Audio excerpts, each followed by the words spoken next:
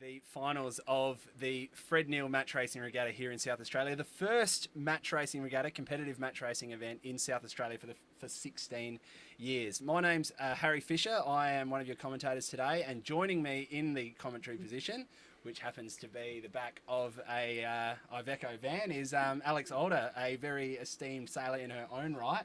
Alex, thanks for joining us. No worries at all. I've always wanted to be in the back of someone's van down at the beach, so here we are. What a way to kick it off. But no, look, it's been an awesome weekend of racing. We've had, some really competitive sailing out there. It's been challenging, I think, given that a lot of the sailors here in SA haven't been exposed to this discipline of our sport. But I guess, in your experience, Alex, you've done a lot of match racing. How do people translate those skills from fleet racing or keelboat sailing or something into something like this? I think Matt Hansen probably has the answer, where it's lots of study and lots of practice. So I think East Coasters are grown up through the match racing kind of options, and here it's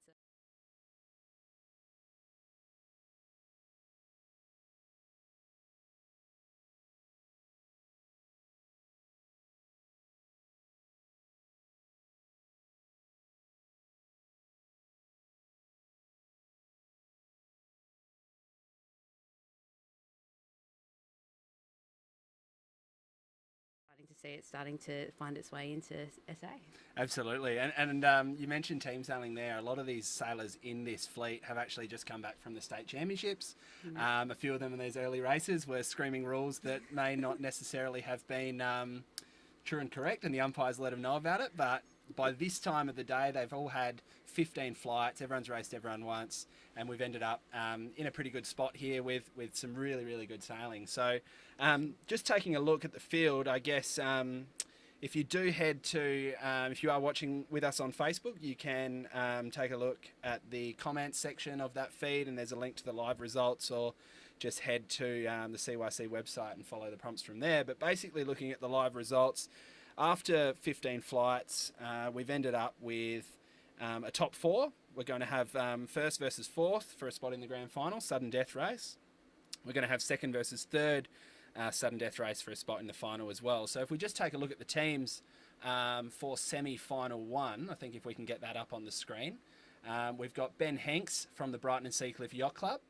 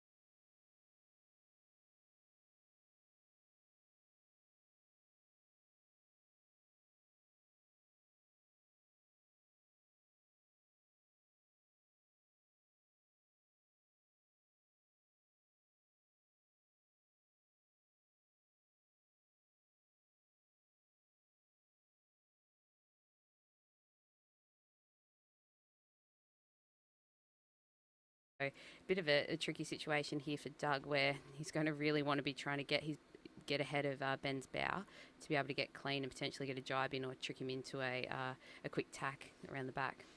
Absolutely. So unless they start heading down to leeward here, it's off towards Coffin Corner, which isn't what you want, is it? No, not this early on anyway.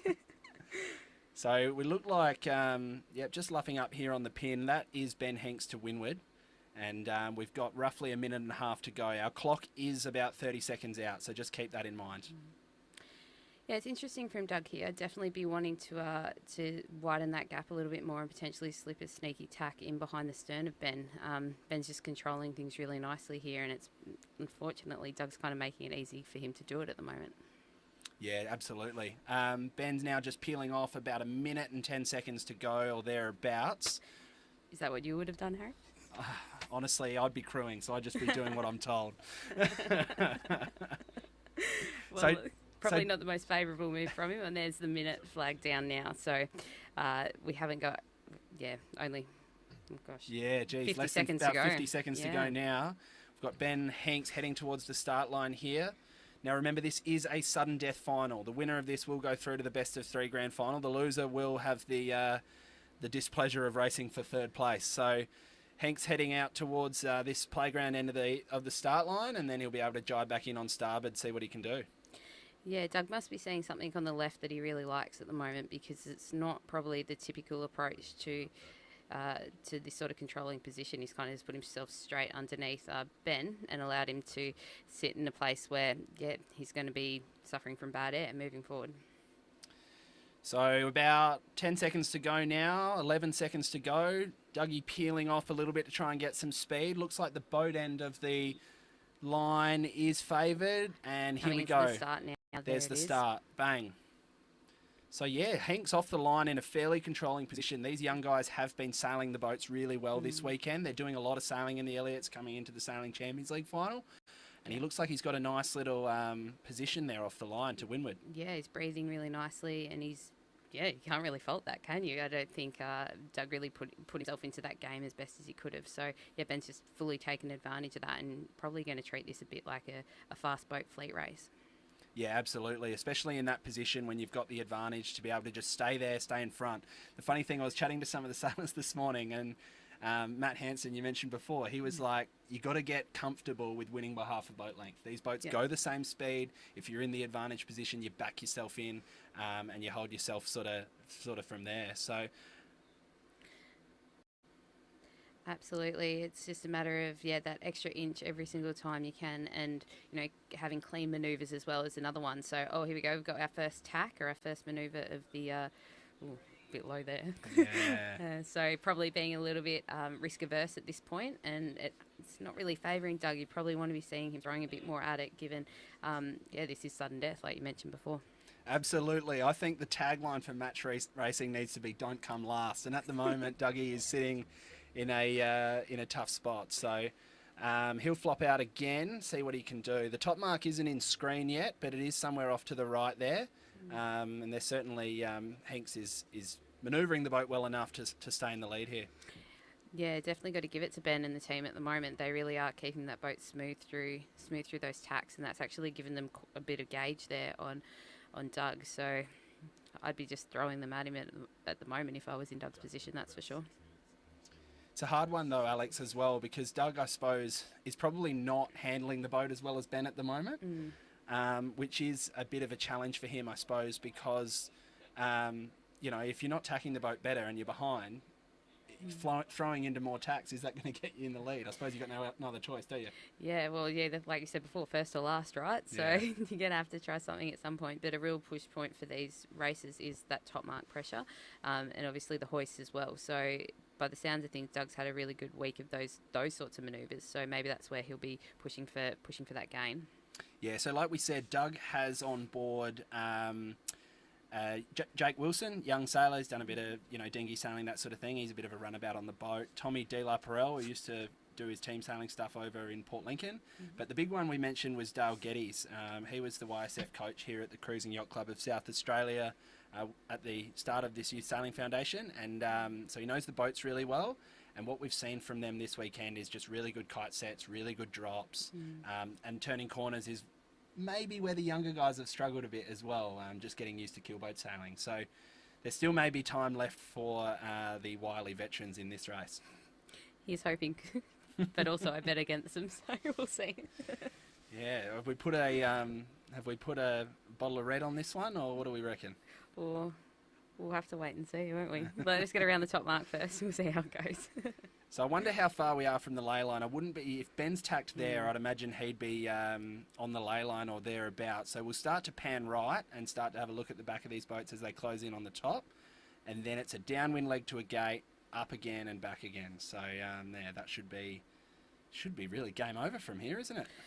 I mean, anything can happen. We've watched plenty of match racing over the years that can go, horribly wrong for different teams for different reasons. But if they all succeed on board, that's always a good start. And, Ben might just be able to get away with this one. So our drone shots here from one of our trusty cameramen, Jack Fletcher, doing a sensational job, showing us the magnificent waters of Gulf St Vincent here off North Haven. Pretty beautiful part of the world, am I right? What a great spot. Why wouldn't you want to live here and sail here, hey? So we had some of the guys in this event that came over to Adelaide representing the Vanuatu Cruising Yacht Club. And Hiro, one of the young Ni Vanuatu sailors on the boat, was, he's been living up in Queensland a bit the last couple of years. And I reckon he went out there today with about 16 layers on, the poor guy. So not quite acclimatised to it. A little bit colder in April, late April, but still been some really nice sort of early winter breezes. So absolutely. I mean, that's why I stopped sailing in February, because it gets too cold for me, especially that water temperature in the Gulf. But look, we had a really nice set there from Ben and the team, and Doug, they got it up pretty quickly, although a little wine glass along the way, so not sure what's happening on board there. But both kites are flying really nicely now, and it'll be just a matter of keeping in that pressure as best they can, and whether or not Doug and the team are able to actually affect some bad air onto Ben. So I think we're going to try and communicate with the race committee here to get the next race underway, the other semi-final. And I think we're only a few minutes away from that warning. So once that happens, we're 3 minutes away, I think, from a warning signal. The producer's telling me. So we'll keep a close eye on race one still, but it'll give us a chance to see another start. And that's where the magic happens, hey? Well, it's so important, isn't it? I mean, it's not a long race. With these top four teams, the crew work is fairly similar. Your start is everything. It's always been that way. You see it from the America's Cup all the way down to events like this. The start is so critical, and I think Ben Hinks just stayed out of trouble, kept his nose clean, and was always in the controlling position.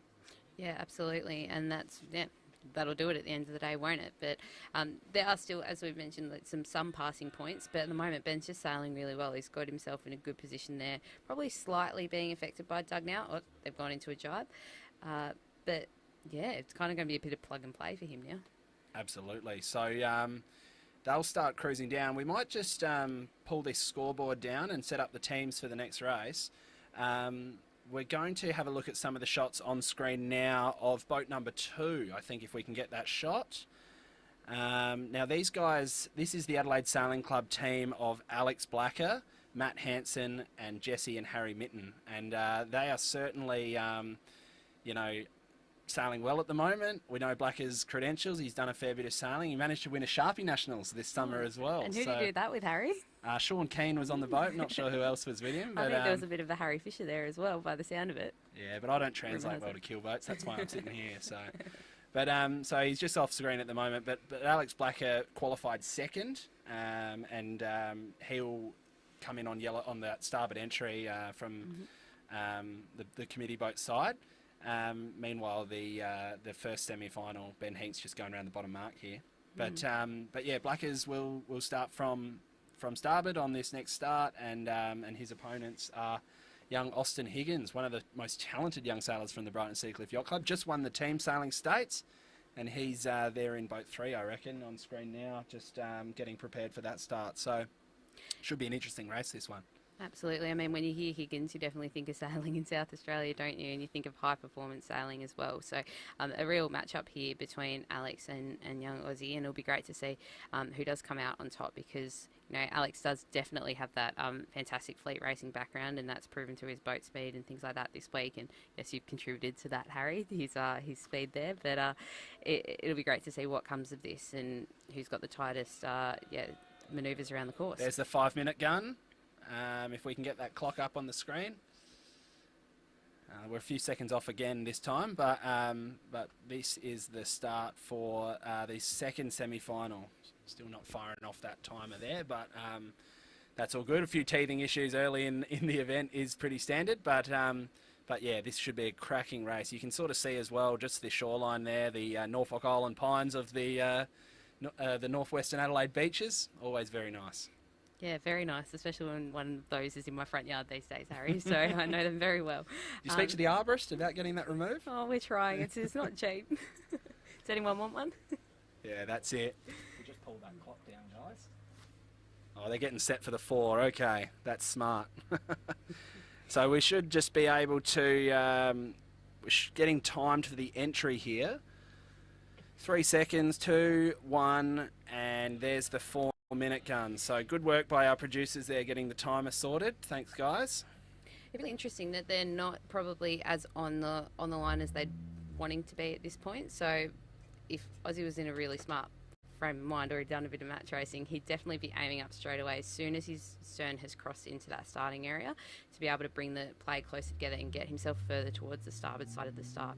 So we're seeing here a bit of cat and mouse. He started up, and I reckon they'll start circling here, won't they? Yeah, definitely an option and a good way to waste some time. So you're wanting to be extending a bit more on port here so that you've got the starboard advantage a little bit longer. Whether or not that plays out, it depends on how your boat speed's looking at the time. Yeah, so Austin Higgins there just in the front of screen, boat number 3 from the Brighton and Seacliff Yacht Club. Jack Higgins on board, Jonas Barrett, and another guy, I'm unsure of their name, but they're representing their club. And he's sort of hooked in behind Blackers now. We'll start to pull out this shot a little bit. We're just getting trapped behind the graphics. But what do we make of this one, Alex? Well, it's just going to be a matter of Aussie keeping himself clean here and not in a position where he's going to fall away into the side of Blackers. Real slow manoeuvre stuff here, so this is where it's really easy to lose control. And obviously you don't want to be going backwards because we all know that that's generally not a good look. Unless you're both doing it together and you're able to keep your distance. Protest flag's just gone up from Adelaide Sailing Club, Alex Blacker. Wait and see this umpire at the front of screen. Green flag, yeah. All right, so they are rolling backwards. If we just pull that drone shot out a little bit, we'll be able to see where the pin end of the line is. And there wouldn't be too much. Oh, still 2 minutes 15, so still plenty of playtime left. And that's good, especially when you're so down speed like Aussie is at the moment and just trying to get the wheels back on. Alex got out of that really, really well, and that is probably testament to his crew work and the experience of those guys on board. So meanwhile, we won't take a look at it, but meanwhile, Ben Hanks has rounded the top mark and he is heading down towards the finish line. But we will rejoin them when they get close to finishing that race. He has blitzed Dougie Watson. But here in the semi-final 2, this is an important matchup. Austin Higgins going up against Alex Blacker. Yeah, so Aussie's just finally found that speed again. He's started to get the boat rolling through the water again, which is really important. But interestingly, compared to the other start, this one's a lot more boat on boat, I think, compared to the last one. So these guys are obviously trying to throw in those match racing kind of techniques a bit more, and see how that puts them or fares them throughout the course. So Blacker is up to windward here. Both boats are just holding still like we saw before. And Austin Higgins just seems to be in a nicer spot. He's got a bit more control of the boat and the ability to bear away to speed up. There's about a minute and 3 left. Yeah, so we should be able to, just while you can see in the bottom corner there, we've got Ben Hanks cruising downwind. So that way, for those that are watching his progress at the moment and his team's progress, they'll be able to keep an eye on that one as well. Just bring this drone shot forward a little bit, Kieran. We might be able to see the windward side of the line and Just heading to the left. Just heading to the left. There he is. Nice. Very nice. 30 seconds to go now. Blacker just zipped around the boat end there just to reposition himself. Took another bite, and probably a good thing because he's put himself back in a more controlling position, and he'll be potentially hitting the line with a lot more speed. Not really sure what Aussie's thinking through here, but he must be thinking that pin's looking good. Yeah, we certainly saw off that last race it was pretty even, but nonetheless we'll be 10 seconds away here just from this start. Aussie off the pin and Blacker just up to windward. So 3 seconds to go. There we go. Nice start from both of them, really. Yeah, beautiful start. Yeah, hit the line with Who speed. do you want to be here, Alex? Oh, no, he's over. Oh, okay. Oh, both are over, maybe. Jeepers. Daryl Emery's called it. OCS. There you go. So I guess I want to be Alex Blacker right now. Yeah, absolutely. Has he dipped the line there enough? Is that yellow flag still flying? Oh, they're both down. Perfect, so. Jeepers. Okay. Very interesting. Interesting that Alex didn't take advantage of the fact he was on starboard there a bit more, but, you know. Yeah, so we're just, as these guys head off the start line, we're just going to switch over to the finish of the next race. Ben Hanks, we'll just take that graphic away as well. Here he is, heading to the finish line. A comprehensive victory over Dougie Watson sees Ben Hanks progress through to the final. Very, very good work from him. He's made quick work of Dougie Watson. So we'll get our action back onto this race, and it's the Brighton guys. Yeah, they really took advantage of that early start from both teams, and they extended back onto port, and then they put themselves in a really controlling position. And it does look like they may have a slight edge on boat speed. I don't know if that's a crew weight thing, or maybe they're just sailing it a little bit freer at the moment in these lighter airs. But great tack, great tight cover. It's going to force Alex and the team to tack back pretty quickly as well, and there they go. Yeah, this is hard work now from this spot, and we've seen that Aussie is, you know, manoeuvring the boat no worse than Alex is at the moment. So you just got to try and poke your nose out, keep tacking, keep manoeuvres, try and force an error. Is that right? Absolutely, and just got to make sure the boat is always moving forward. Like, it is a little bit choppy out there today, so you're just going to want to make sure that the boat is geared up and powerful, you know, not going too far over the centre line with the traveller and things like that, which Aussie probably is slightly doing at the moment, and that's probably a distraction through wanting to keep eyes out of the boat and on Blackers. So normally in a match racing team, you'd have someone who's got eyes on the other boat pretty much all the time, and they're always doing comparisons. So, you know, higher, lower, faster, slower, and look, Aussie's actually extended quite nicely there. Yeah, he has. You mentioned crew weight before. I mean, not trying to throw stones at our great friend Jesse Minton by any means, but these young guys are very small, very young, and a lot lighter. Does that play a role in this sort of keelboat stuff? I hate to say it to Jesse, but yeah, it does, unfortunately, especially in these lighter breezes. I mean, 15 knots would be a totally different story, and we'd be wanting Jesse to be there to swing it down. But, you know, the less weight in these boats, in these lighter days, the better, unfortunately. It is a scheduling thing, but obviously sudden death's pretty tough, isn't it? You know, you had the advantage entry there, was in a good spot, an awkward call there with the OCS, and all of a sudden he's, you know, he's really out the back door now. Yeah, it is a tough one. And again, because, you know, Aussie is handling so well at this stage, they've really opened it up to a point now where what Blackers is doing probably isn't affecting the change that he wants it to. So he's got to really make the decision whether or not he goes to, you know, just sailing the boat fast and hoping that that does the work for him versus continuing to try and engage, because at the moment it doesn't look like that engagement's really getting him the result he wants. He is bow forward now down to leeward. I mean, you could try and get a sneaky left-hand shift and hope for the best, but that windward separation, it's hard to tell in that drone shot, but I think Aussie is quite a way to windward now. He has extended. Yeah, exactly. And again, it's just because he's probably, Alex has just wound himself up in too many tacks instead of looking at the other boat and how that's faring. But, well, having a look there, I definitely would rather be on Aussie's boat at the moment. Yeah, absolutely. Now, that semi-final 2 scoreboard should be showing soon, but that is more or less just going to say 0-0. But, yeah, this is a sudden death event. Ben Hanks did qualify for the grand final with a win in the last race. It's 2 Adelaide Sailing Club teams, 2 Brighton Seacliff Yacht Club teams, the dinghy clubs showing their weight.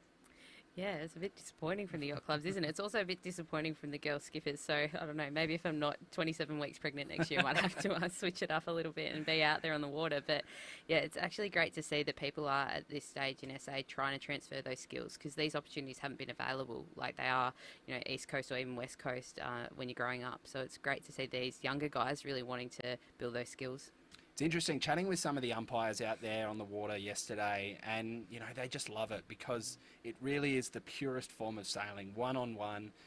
There's a reason the America's Cup runs this format, and the fact that it just hasn't been available here in South Australia for 16 years is, it's fantastic to see it back, because you see all those names from Sydney, where you used to be, and also the West Australians that are just constantly showing up all around the world in match racing events. There's a reason, and it's because their youth programs like this are available to them.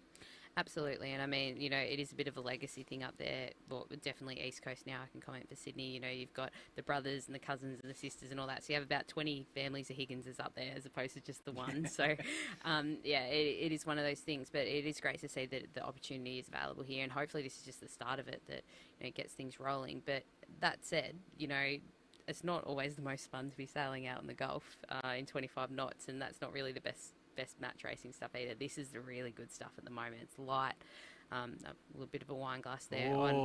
And the jib's not coming down quick. This could be the opening here for Blacker. Yeah, that's when the big man Jesse's come in there. Swing it down, big fella, swing it down. So there is still a decent separation. They've gotten out of jail a little bit there, the young guys. Jib's down now, and they seem to be under control. But what do you do now if you're Alex Blacker? Try to cover.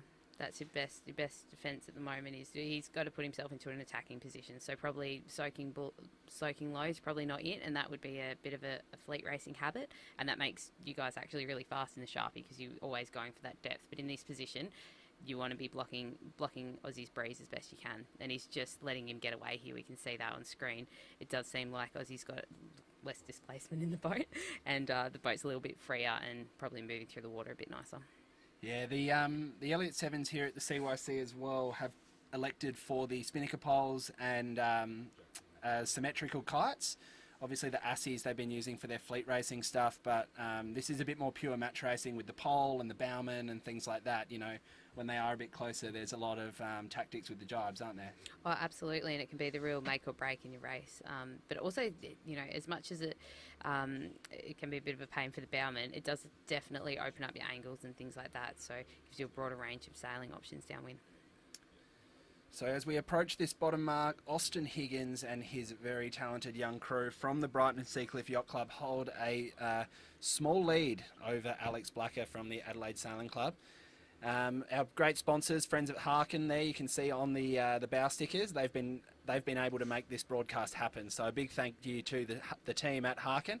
And here we go, Aussie coming in for the jibe, heading towards the bottom mark. Bit of an ugly jibe there from Aussie, kind of preempted that a bit too soon, probably got the pole away a bit too soon. Again, that could just be because these guys are a bit younger and they're just a bit worried about how their manoeuvres are going to play off. So it'll be interesting to see if Aussie's able to keep this lead and whether or not Blackers will need another jibe, which maybe he's actually going to sneak in there. So we're certainly in a much more of a blanket sort of position here as well. So he is going to start affecting Aussie's breeze. Absolutely. Will we see a split here, do you think, or is that gate a bit too far apart? It's quite a wide gate, isn't it?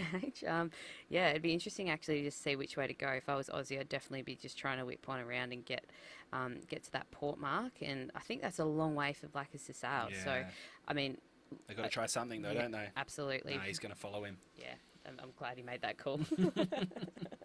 Well, I reckon he's closed a little bit there, Blacker, and hopefully a good drop here will see them get right back into contention. So some lovely drone shots here. You can see the CYC Marina in the background, and he's going to curl around now. Beautiful rounding there from the Sharpie sailors, I should say. All of them are Sharpie sailors, so doing very well. It was nice. And a quick tack. Nicer than most of you doing the Sharpie, to be honest with you. But great move there to tack out straight away. It doesn't really have much more of an option, and even better from Aussie just to see him trying to extend that little bit more, knowing that was probably a bit of a lower speed manoeuvre for Alex. That's a good call.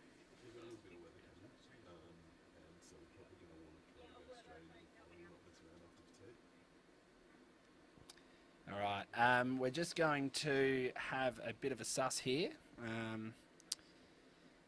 little bit of weather coming, so we're just taking a look out of the broadcast position now. We are wary of the rain here in Adelaide. We might be okay, but obviously our drones are not fully waterproof, but we'll keep you updated if any decisions need to be made there. Our production team will make the decisions as they need to, and they'll keep us all informed. So another little tacking duel going on here, and I wonder if he can hold in there. It doesn't look great for the Sharpie guys, does it? I mean, they're sailing so well downwind, obviously, so that's really going to be their gaining point. And again, I think I'm just going to put it down to the weight and probably the skills in the boat and the way of, I've got to give it to Jesse, unfortunately. He's very good at what he does on the bow. So that's going to be a real crucial thing in their armour at the moment. So just about Aussie making sure he's extending and putting himself in those positions where he's not compromising that lead. That said, why do we do a sport that's always getting wet all the time? Yeah, it's the variables in sailing are absurd, that's for sure. But we're certainly enjoying this action here on Gulf St Vincent, and yeah, we've got a close race on. Hopefully, not close enough. It's not close enough at the moment for Alex Blacker, if you're right. So. Big thanks to, we are getting a few comments coming through on social media. A good friend of the show, Jody Shields, has said it's looking good, so that's always a good sign. Big thanks to you, mate. That's a big compliment, isn't it? Oh, we've run a few of these with him in your position, and I'll reserve my judgment for Jody, but no, I hope I'm at least better looking. Oh, that's goes without saying, but no, it's always just good to see everyone from across Australia tuning in. If you are on social media and you are watching this, please feel free to share the action on Facebook. We want to see as many people on the live broadcast with us as we close in on the finals. So after this race, just to give people an understanding of the format, we will have a Petite final. That's what's scheduled. A Petite final will be the losers of the semis competing for overall third place, and that's another sudden death race. And then after that, the best of 3 grand final. So.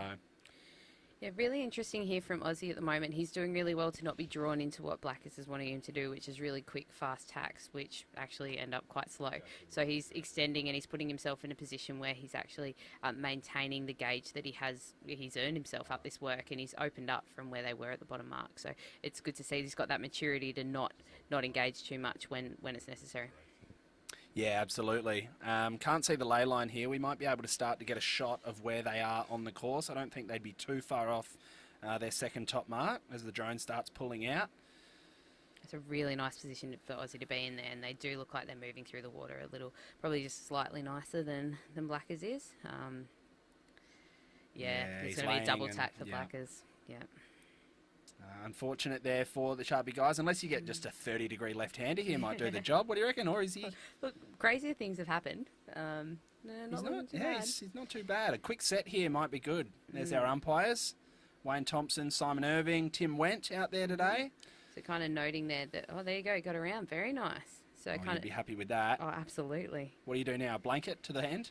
Absolutely. We want to cover them as best you can and be as tight as you can on their shoulder. Beautiful set there from the boys in red.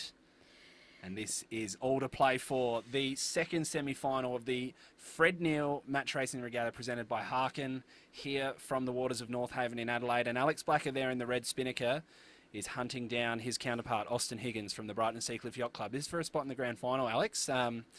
Geez, it could go anyway, could it? Absolutely, because as soon as Aussie's going to jibe here, we're going to be looking at a Simo jibe, so it's cover for cover at this stage. So just like an attacking dual upwind, that's what we're going to see downwind. So it'd be very interesting to see how this one plays out, and making sure that, unlike last run, Aussie needs to keep the wheels on through those jibes, because if that kite collapses, it's not going to be looking good for him. I guess the hard thing here, and it's probably a thing with the Elliott 7s, in this lighter breeze, they are sailing shyer angles and their poles are a lot further forward just to try and keep the boats moving. Is that affecting the way you blanket your opponent? Absolutely, and also pumping like we're seeing on Alex's boat is making a difference too. So you obviously can't take it too high, and that's the risk that Alex has sitting behind Aussie at the moment. But where he is, you'd want to be sitting, if I were in Alex's position, probably aiming for his rudder towards the inside of him, so that he can do his Simo. Really nice there. Nice big pump here, and Harry Mitten on the front getting that pole around. Yeah, I think they've closed on them a little bit here. Are we going to see some engagement? We may. proper course. It's probably their best bet at the moment. And same job, established. It's an option. He's jobbing back. Very exciting. Trying to get to that starboard advantage. Yeah. I mean, if you're Aussie here, you're probably wanting to... I don't know if he's probably not going to, but you're probably wanting to extend and just put yourself in a position where you're sailing fast, at least towards the line, especially if you're not confident in that engagement process. Yeah, so it's back into it. Alex Blacker has been virtually 6 to 7 boat lengths behind this whole race, and now they're splitting downhill. Wonder where the pressure is. Our drone pilots might be able to tell us where the pressure looks like it is on the race course. Blacker heading inshore, and Aussie Higgins heading out to sea. It's a good move from Alex because he does have the opportunity now to come up and, you know, put himself on a closer reach. Obviously faster sailing that way. Yeah, we're just asking our drone pilots where they reckon the pressure is on the course, but it's currently looking like Blacker probably has a little bit more boat speed, but he is sailing a slightly higher angle, and Aussie now with the jibe. Yeah, that one hurts. I don't know. I think he's just given it away there, Aussie, unfortunately. You know, Alex is right on for that line right now, so it's just... That was the gate. I think the line... That's the gate. Yeah, you're right. Yeah, so so we're still a little bit... And he's dialing up. And he's jibing back to protect the starboard side, the Sharpie boys. We've got a protest happening, and it's a green flag from the umpire.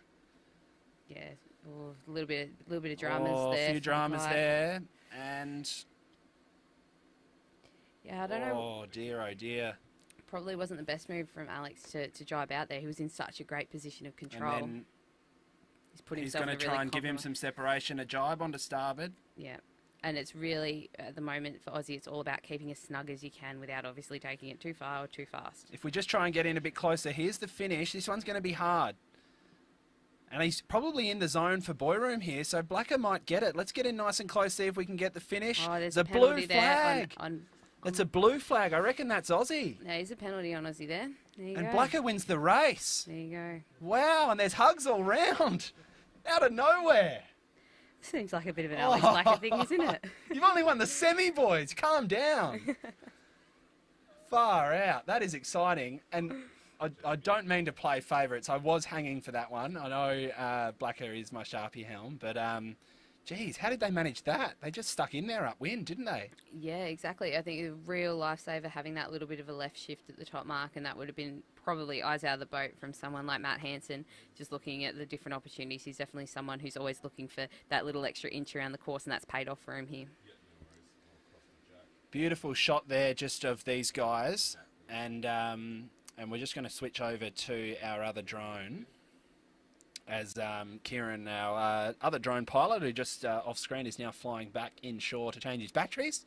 We are broadcasting just from pretty much a car park near the beach, and yeah, it's a beautiful spot. We're not too far from the start line, and the race committee have done a fantastic job to keep the action close to shore. There's a few cars watching up here next to us, and we can hear the boats screaming from here, which is just fantastic. So you can hear Jesse Mitten's celebrations from here, you mean?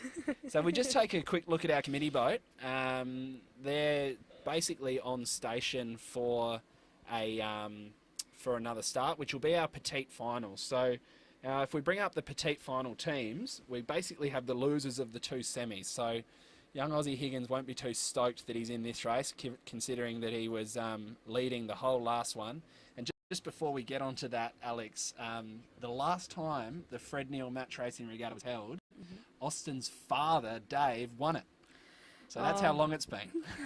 He was considered a young sailor back then too. Oh gosh, I was going to say the poor Aussies just kind of collapsed under the weight of the Higgins name there. But you know, he can always come back next year, and that's the best part about it, isn't it?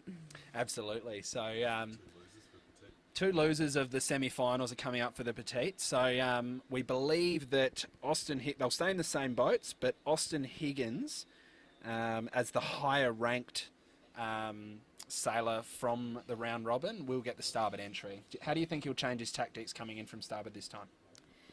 Oh, it'll definitely be a matter of wanting to be on that line as quickly as he can, and hopefully he's learnt from that race that he really needs to stay in a position of control and keep the boat moving through the water as much as he's worried about getting involved in those manoeuvres. And I think that's something that down here we do really well from a teams racing perspective. Is we're always worried about keeping the boat moving and keep the boat speed throughout all the manoeuvres, and that seems to be the one thing, probably through lack of experience in the keel boats, that's missing today.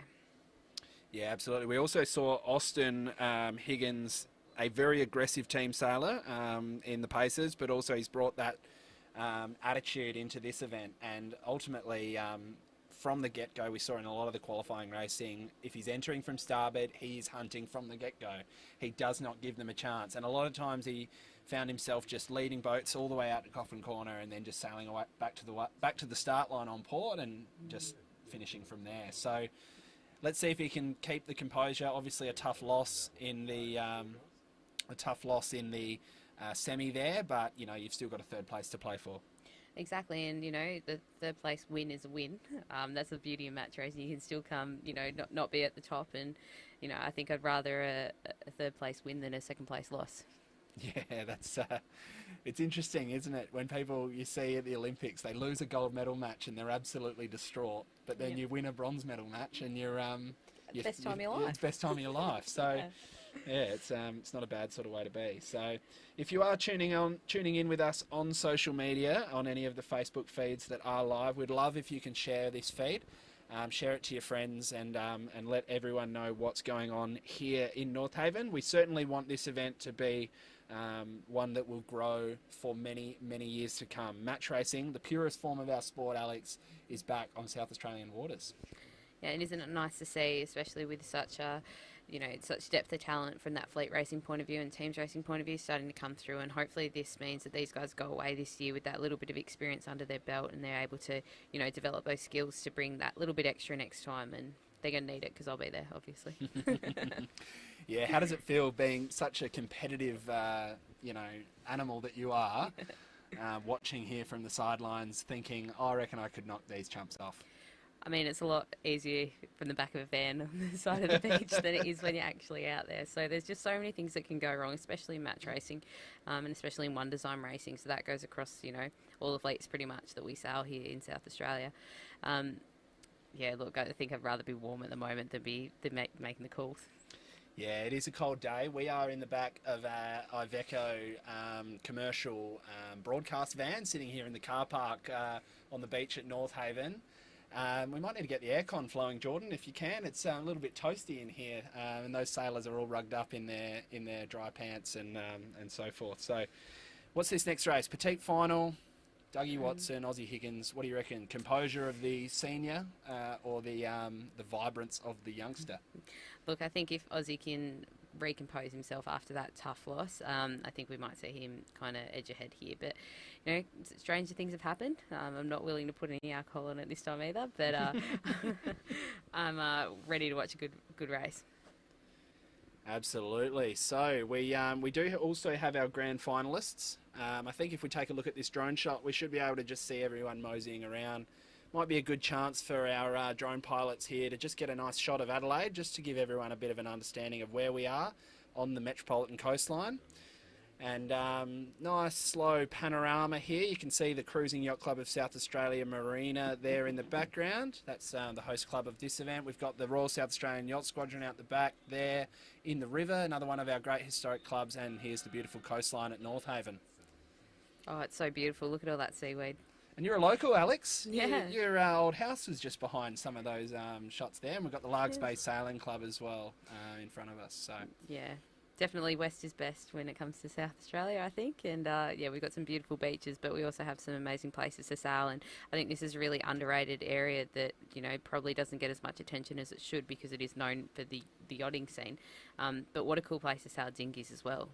Yeah, it's interesting. I've always sort of thought about this, and that F flag that's just flying on the committee boat was a 2-minute warning about 30 or so seconds ago before the warning signal of the Petite final. But yeah, sailing here in Adelaide, we have a big, long, linear coastline with all of our clubs sailing in the ocean, whereas you look at other natural harbours like the Derwent and like Sydney Harbour and the Swan River, it's a very different geographical experience there than it is here in Adelaide. We're not blessed with geography, with all our yacht clubs being in the same area, but we we do have a really nice patch of water. Yeah, absolutely. But I mean, we're blessed with a lot of yacht clubs, so it's an interesting thing to have so many in such a small area, coastline, really, at the end of the day. But the experience that you have at Adelaide Sailing Club is so different to the one that you have at Largs Bay versus the one that you'd be having here outside the mouth of kind of the river and things like that.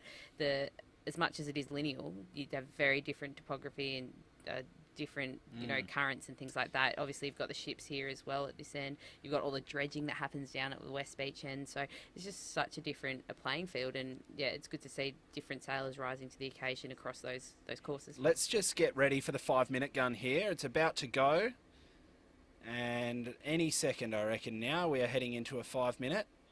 Committee boat just getting ready to blow that one. 5, 4, 3, 2, 1, and there it is, the 5-minute gun for the Petite final. Dougie Watson and Austin Higgins. Who will it be? So starboard entry will be Aussie Higgins, the higher ranked boat, and I reckon he'll be on the attack from the get-go. We can see him on the right of screen just there, getting ready from the committee boat end. Yeah, he'll be hungry after that really tough loss in the last semi. So it'd be good to see where he comes out here. But look, interesting technique from Doug here, which is probably one of the most basic start line manoeuvres in the match racing world. Is you hit the pin at 1 minute, you sail out 30 seconds, give or take, give yourself enough time to get a tack back, and then technically you should get back right on time. So hopefully that works for Doug this time after he was a bit late in that first start.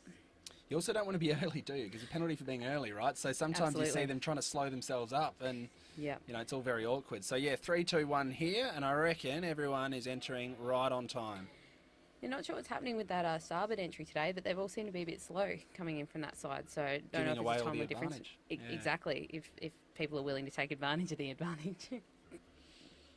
So yeah, we're seeing them soak really low here, and for those watching at home that might be much more experienced match racers expecting to see different things, I guess everyone's trying some unconventional tactics here in Adelaide because, let's be honest, no one really knows how to match race. Well, exactly, and I mean, you're starting to see a few teams racing elements come through at the moment, but it's actually kind of cool to see because it's very unexpected. You can't really call it.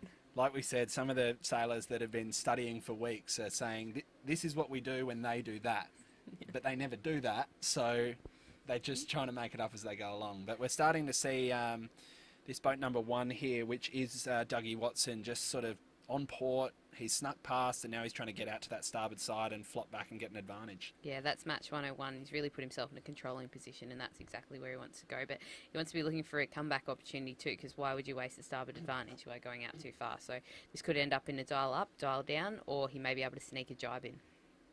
Yeah, absolutely. He's bow forward here, so I reckon he'll get that jibe in soon, if he can. We've got 2 umpires. Sorry? I was going to say probably a good opportunity there to do it, but he's just kind of... floating. Yeah, kind of bringing Aussie in, which is probably not... I mean, it's not what I do, but again, I'm sitting here, not out there on the water. So armchair experts. There he goes. Exactly. There's the jibe. And he's dipped behind him, so to keep on that side and follow around. So, geez, it's a bit of a sail back up to the line now, so they're just going to cruise back up on a close haul course. We've got 2 minutes 15 to go on the... I'll try and sound like a Triple M radio presenter here, but on the Harken scoreboard, Harken stopwatch, or whatever they say, the Matani chicken salt scoreboard down the bottom left as well. But can you tell me about the burst water mains?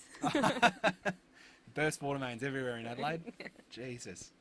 Oh, too often. Yeah. But here we go. We've got a bit of a nice situation here for probably both boats. They both look like they're quite comfortable, but I mean, they're very early if we're looking at that countdown, the Harken countdown clock at the moment, Harry. A minute 44 to go. They're very early, so we'll probably see them slow down soon and kind of tussle for that control position. Yeah, he's starting to tuck into leeward there and bringing Dougie just up to windward. So they may just luff nicely here at the line, and then it's a bit of a waiting game. Absolutely, but also now with a minute 20 to go, we've kind of put Doug in a position where he can actually peel off and come back. And then again, he's still got that starboard advantage. So interesting call from Aussie there. So early on, at least in the start. Bit over a minute now to go. The Petite final. We can see the flags on picture-in-picture there. That is the P flag down. Well done there from our production manager, Jordan, who's worked out picture-in-picture, but very exciting there, and we are now within 50 seconds. I wonder if they'll be able to hold it here. Obviously, Aussie to leeward will be able to run away to the pin. He does like doing that. You know, and once they get up and moving, those young guys, they are quite often just that not quicker than their opponents. So, yeah, it'll be interesting to see how he goes here. Absolutely. They're in a bit of a tough position there on Doug's boat now because they are very stalled out trying to hold that windward advantage and keep that gauge there as best they can. So that can really hurt you, especially when, like you said, the bottom boat can just pull away and get that kind of gauge and open up. So here we go, 15 seconds to go now, about 12 seconds on our Harken starter stopwatch, whether you're snapping roll tacks in an Opti or cruising to Hobart, choose Harken every day. There we go, nailed it. 5 seconds to go, Aussie in the lead here, just sort of gotten away a little bit quicker, heading towards the pin, and not too bad there from both boats.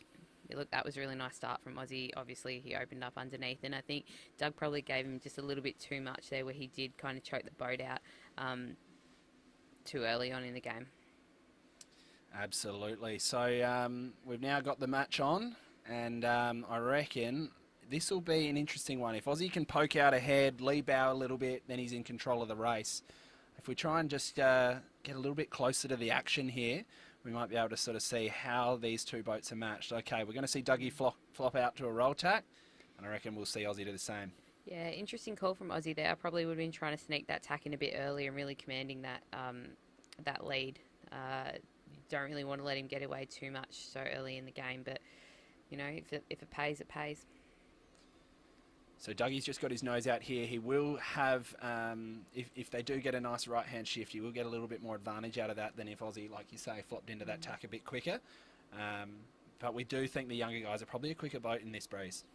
Yeah, definitely agree with you on that. But, I mean, there was that huge left-hander in the last race that brought Alex and the team back into it as well. So, you know, there may be those little ones out on the left that Aussie may be looking at and seeing better than we can at the moment. Yes, absolutely. Meanwhile, the grand finalists will just be able to sit around, have a bite to eat, get ready for the best of three final, which I believe, what was that, Ben Hanks, Alex Blacker. So that will be an interesting final race. But for now, the action is here in front of us.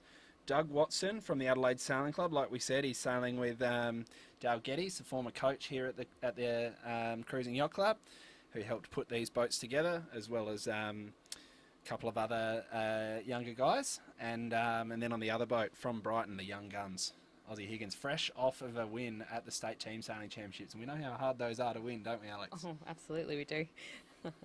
I mean, you know, those young guys are in much smaller boats, and they're able to manoeuvre them a lot better, especially using their body weight and things like that, which is definitely not going to be as effective for them in these bigger keel boats. So it's interesting to see the way that they do attack things. Like here, they are quite flat in the boat, which is something you'd probably use in a dinghy. But looking at Doug there, they're a lot freer and got a lot more heel happening. So that's probably played to Doug's advantage there. I feel like he's caught back up into that.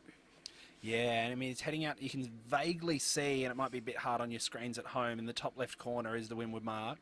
So they will start to approach this starboard hand ley line soon, and I think Dougie's just trying to work up to windward. You can sort of see he's probably, I think what we've seen with some of these keelboat guys, they're using a lot more traveller in these Elliots and freeing up that leach, and there's Aussie flops out, and I reckon Dougie straight over again. So are we seeing a little bit of experience in sports boat sailing come through here, Alex? Absolutely. They're just in this, I think it's maybe even a little bit lighter now than it was in the other race, but it looks like they're just able to keep the boat powered up as best they can. And, you know, kind of to some extent, Aussie's just kind of conceded a bit of a loss of control there because he's tacked well before the ley line. He could have kept him sailing for days. Yeah, you're 100% right. So coming into this mark, it is a starboard rounding. It's not like your traditional fleet racing races where you get a port hand rounding. So if that was the case and Aussie was lifting, he would have an advantage. But here they've got whoever enters the boat, the 2 boat length zone first can basically go round the mark. So he might be okay here, but certainly Dougie has the option to free up, reach down to him, and it looks like he's doing that now and taking a little bit of control of the race. Absolutely. I mean, it looks like Doug's sliding into him a bit, which is going to play to his advantage. I don't know what the tide's doing. Probably should have looked that up earlier. But Dodge tide, maybe. No, not quite. wrong time We're so year. close to shore, 100 metres offshore. Surely the tide's not affecting him too much. Be surprised. Well, it depends what you sail. But yeah, it's a really, really interesting one. And again, now Doug has put Aussie into a position where he's pinned. There's really not much that he can do at this stage. He's probably not going to get attack in. And yeah, it looks like Doug's clear ahead of the zone. Yeah, wow, he's certainly, that's just good Powered sailing, over. isn't it? That is just really Look at well, that. yeah. Beautiful. And he's in the zone, he's round the mark, and this is now just comes down to this kite set. So we'll see Dougie Watson round the mark here, boat 1 from the Adelaide Sailing Club.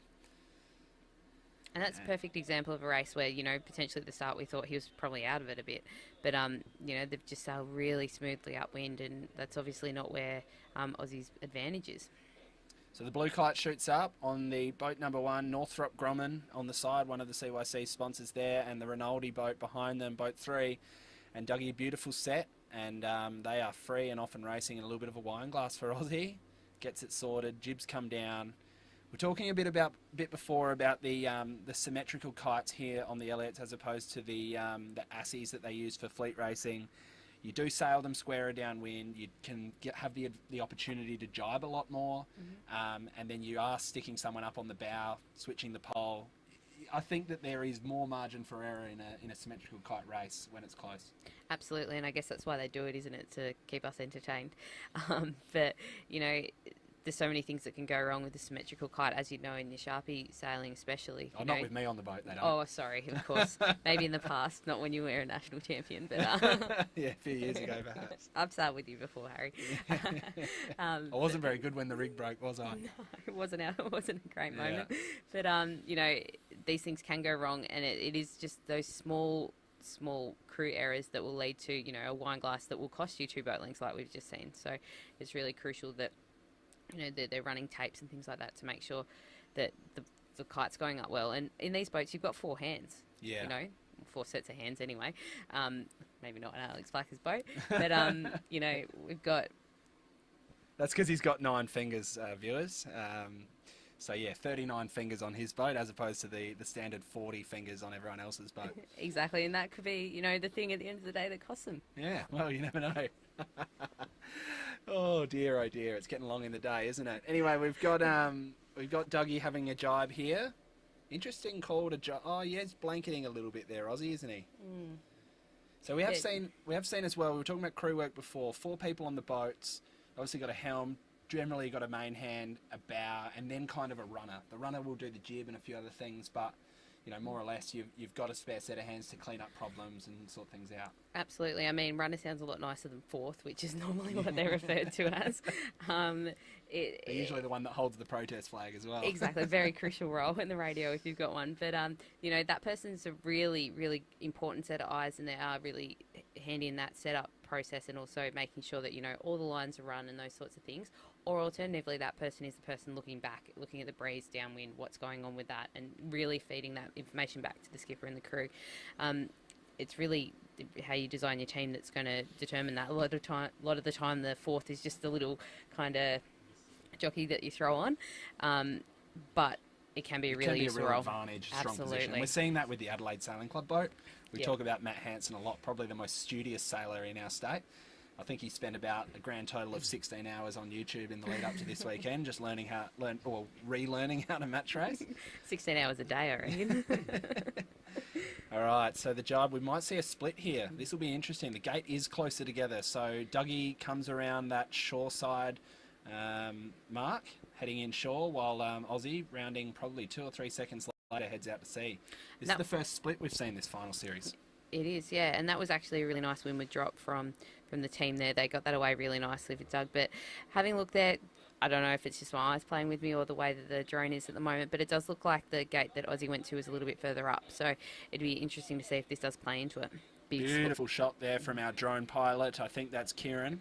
Jack, our drone pilot. Thanks for that one, Jordan, who's beautiful shot there of the marina, and 2 boats heading in different directions. So we should be able to track them upwind from here, and we'll see Dougie flop back. This will be really interesting to see how this this will be really interesting to see how this meet up sort of happens. So yeah, Jack just mentioning on the comms there that he was previous winner of the Fred Neill. So I wonder who that one was with. He might let me know.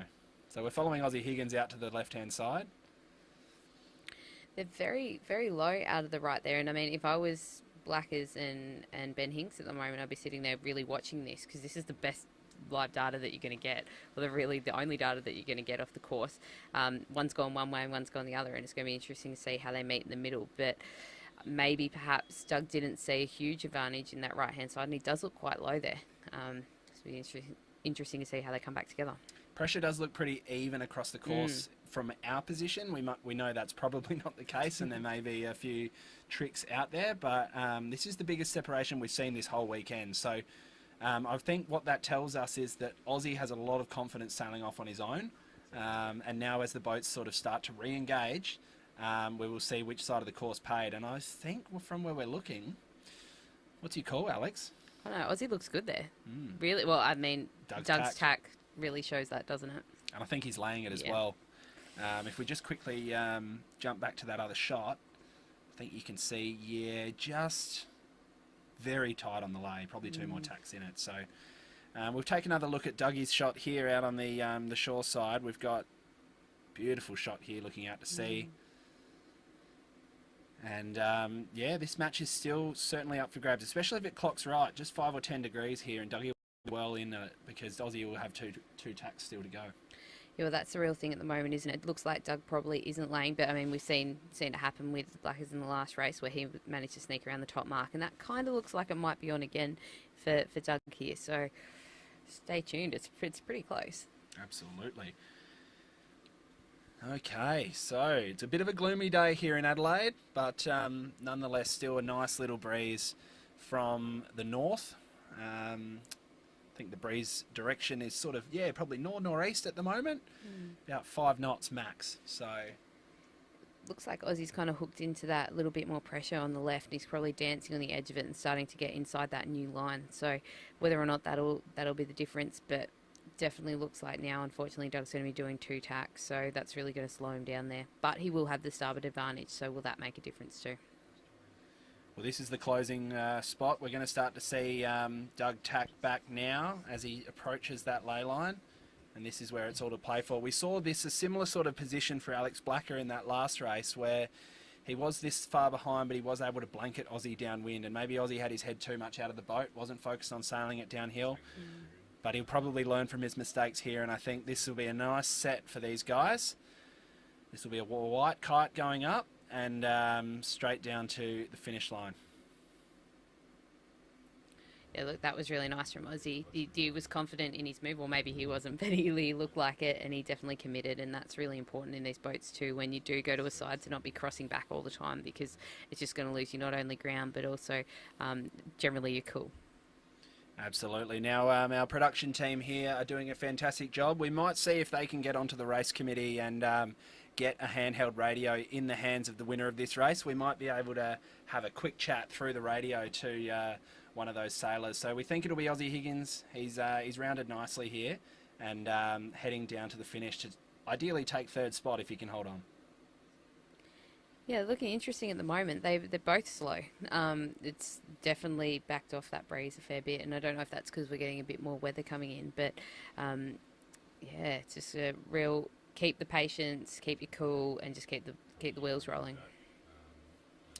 Great to have our viewers watching with us online. We've got some on YouTube, some on Facebook. Whether you're online, downundersail.com/live is for the best viewer experience through the live stream on YouTube.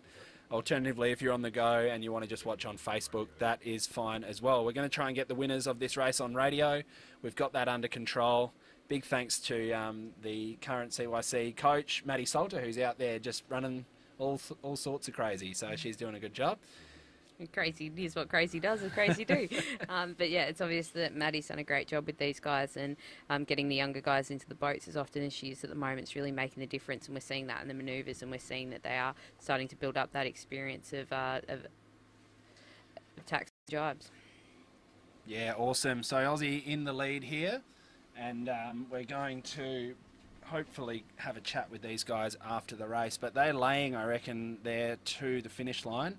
And yeah, Dougie's out the back door now, isn't he? Kite's not even filling and having a few problems. Yeah, that's the thing. Like, it's one of those positions where you've just got to keep it cool because you know the boat will naturally do what it needs to do. You just need to allow it to do it sometimes. How do you deal with that mental challenge in match racing where, you know, you're seeing the race getting away from you? How do you just stick your cool, stay on top, and like Blackers did in that last race, able to sail his way back into it? How do you sort of deal with that mental side of it?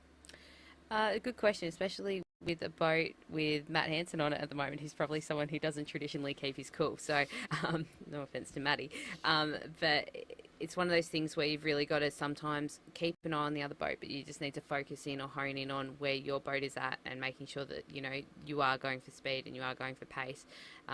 Obviously, switching from attacking to defending mode is important as well. And I think the thing about Blackers in that last race is that he never left that attacking mode. He was always looking for the next opportunity, and that's probably the difference between what happened with Aussie, where he was probably focused on doing the same thing. He was still attacking Blackers and not engaging in, you know, where he was going and what he was actually planning to do. Yeah, and he's certainly, that last race we saw, you know, that kind of fall apart for him, and in this race he's clearly learned from those errors, and he's now sailing an incredibly good race to finish in a solid third place. So yeah. Yeah, that's a huge third place, and I mean that just shows it shows a lot about him as a sailor because he's quite young, and being able to turn that one around is a big move at that age. Being able to put a negative race out of your head, I mean at any age really, let's be honest. Absolutely. So Aussie Higgins wins the Petite final. He goes into third place overall for the Fred Neill Match Racing Regatta. Now we're going to try and get a radio to him. And I think one of our on-water crew, Matty Salter, will be trying to get a radio to him as he gets this kite down. And then, well, I think he's got one on the boat anyway, doesn't he? So we might be able to see if we can get a hold of him. So just bear with us, and we'll try and get a hold of Aussie. Elliot, number 3, Aussie Higgins. Aussie Higgins, it's the media team here in the commentary box, mate. Can you hear us? We're hoping to have a quick chat with you after that race. Fourth hand's not listening, obviously. He's hopped on the rib here, so we'll just keep our we're just keeping our eyes now on CYC5, which is the rib. We've got Aussie Higgins on board. Aussie, mate, you've just finished third overall here at the Fred Neill Match Racing Regatta. A tough loss in the semi, but managed to come away and take third place. How are you feeling? Yeah, feeling pretty good, pretty ecstatic with how we did. You know, first 2 days, most of the crew have ever jumped into an Elliot, and you know, probably the first time we've felt pretty happy about how we went. You know, felt pretty stiff in that race against Blackers, but stuff happened, sorry, and you know, we got to move on, and that's what we did, and we got the next one. Yeah, Aussie, it was a bit of an interesting race in that semi. How did you kind of regroup to bring out such a great result in that Petite final? Oh, you know, we want to do well the next one. You know, really show what we came here to do. And I think we showed that in the end, and toughness of the group. Aussie, how do you find the transition between dinghy sailing into the Elliots? We saw in some of those earlier races, you know, trying to bear away quickly and the boats sort of don't take you forward the way a pacer would, or a 420 or something like that. How have you managed that transition? Yeah, it's been pretty difficult learning how the boat works, and took us a couple races to really get a grasp of the speed dynamics of it, but towards the end there I felt, you know, you could sail it as a dinghy, but you need to change some aspects about the way you sail. Awesome, mate. Now the grand final best of 3 race here, we've got Benny Hinks, a good mate of yours from Brighton Seacliff, and Alex Blacker going head to head. Who's your pick, mate? Oh, they're both really good skippers and both know what they're doing. Blacker's got us in turn, Benny's got us, but I think I got Benny for this one. Well, we'll have to wait and see about that. So what's next for you, Aussie? Have you got some more sailing lined up? Yeah, definitely. Mostly training through the winter, but hopefully heading on for the Ladies and 420 Nationals here in Adelaide. Good on you, Aussie. Best of luck for next summer. Great to have you down here at the Cruising Yacht Club of South Australia. Your old man would be very proud of you, I'm sure, as a past winner, and I reckon one day you might be able to get back on top and take the chockies here in this event. Great to have you with us, mate. Well done. Thank you so much. Fantastic. What a young, talented and very well-spoken individual. He's certainly come a long way, the young fella, hasn't he? Yeah, I mean, it's hard to believe how young some of these guys are when they do talk with such a good vocab, especially after such big races. But look, that's great to see. Obviously, he's got a long future ahead, not only in match racing, but teams racing, fleet racing, and everything else. Yeah, what a great young kid, and good on him. 3rd place, first match racing regatta. Not bad. Absolutely. And you know, definitely not phased about the loss in that semi. You know, just hearing him then, he just took it in his stride, said, we've got a 3rd place to race for here, guys, and cruised in. So I guess now it's the grand final. It's the grand final. A little bit of course resetting, but we might be able to just put our grand final teams up on the screen, get a closer look at some of these Elliots, and just sort of see who we've got for this match. So talk us through it, Alex. Who's the first boat there? So we've got Ben Hinks, who hails from Brighton and Seacliff Yacht Club. So he's one of our younger sailors who's definitely coming up through the ranks. I believe he's currently sailing a 470 at the moment and doing a lot of work with the Australian Sailing Futures team and things like that. Young Ben is, I think, definitely one to watch over the next couple of years. Harry might be watching out for the Sharpies at the moment with him coming through the ranks. trying to recruit him, but I think he's got a few more years of the performance squads left. Yeah. What are you saying? Sharpies are performance? Medium performance. High performance off the water. But yeah, exactly. But he has got on his boat this week, so these guys are also training for the Sailing Champions League final, which will be happening in Pittwater at the end of May. Yeah. He's got Jonas Barrett on board. He's a Sharpie sailor, a younger one, might I add, and also a team sailing coach and heavily involved in sort of that sort of side of things down at Brighton. So he's been on the main for him. Mm-hmm. He's got Ellen Sampson sailing with him as well, and Ellen's on the bow. So Ben's 470 crew now, Fallon Katz. She's not on the boat this week. They've got someone else who I'm not actually 100% sure who it is, but Fallon normally sails with Ben, but before that, when they were all doing same gender crews in the 420, Fallon was actually sailing with Ellen Sampson. So these guys have done a lot of training together, and they certainly, I think Ben understands bringing that sailing into different disciplines, into different formats, and making sure that he gets the runs on the board here at events like this as well. Yeah, absolutely. I mean, the more that you sail with the same people, the more that they sail with each other. It's such a great setup. And I mean, they probably have that edge versus the other team that we're looking at the moment, which is Alex Blacker's team from Adelaide Sailing Club, where those boys are very close because they work together and things like that. They don't probably sail together as much. So I think Ben definitely has that advantage with that well-oiled crew. So drones are going to come ashore for a little bit just as we get these batteries changed. But, I guess looking at Alex's team, and, we talked about Ben's team before, having that youth. Alex and Jesse, they've got a 505 together. They're doing a bit of sailing there. Matt Hansen's jumped on the Sharpie with Blackers a handful of times. But you're right, they don't sail together all the time. They're working full-time. They're not sailing week in, week out. But is it that sort of their age and their experience, I guess, being a bit older than those young guys, so they can take learnings from different experiences into an event like this and maybe get up to speed quicker? Yeah, look, definitely. Matt Hansen, for example, is someone who really has those amazing transferable skills. So he's done a lot of different sailing over the time that's allowed him to jump from boat to boat and be able to have that, great impact on a team from the get-go, essentially. Matt would probably also be the most experienced match racer, and I do that in inverted commas, in this event at the moment. So the thing for Alex is that he's got that fleet racing edge that we all know is very much there, especially off the back of such a big win in Hobart this year for the Sharpie Nationals. So it's whether or not they can just keep the wheels rolling, keep the boat going around the course the way that it should. And obviously looking at it from a very, sorry to say it, boys, a very weight kind of driven point. Ben has a lighter crew, and that may, with what looking like a bit of a dying breeze, be a difference at the end of the day. Yeah, absolutely. And look, I don't think those guys would be offended at all, but it is something that they need to take into consideration, isn't it? How you sail these boats in light airs, you know, compared to a much younger and probably lighter team. What would the tactic be if you are that Alex Blacker boat going into a race like this where, you know, it's obviously being more aggressive maybe on the start, trying to get a penalty and taking advantage that way? Absolutely. I mean, a penalty is always an obvious choice if you do get that opportunity to be able to take that. And probably, again, having the background of Matt on board, they are in a position where they do know when to call a penalty and they do know what rules that can be infringed and things like that. So something that I'd love to see out of Alex this time is putting himself in a controlling position and maintaining it throughout the course. He kind of seems to be probably a little bit timid at the start, which is probably quite similar to his fleet racing approach too. He seems to like to sit back and then attack later in the race.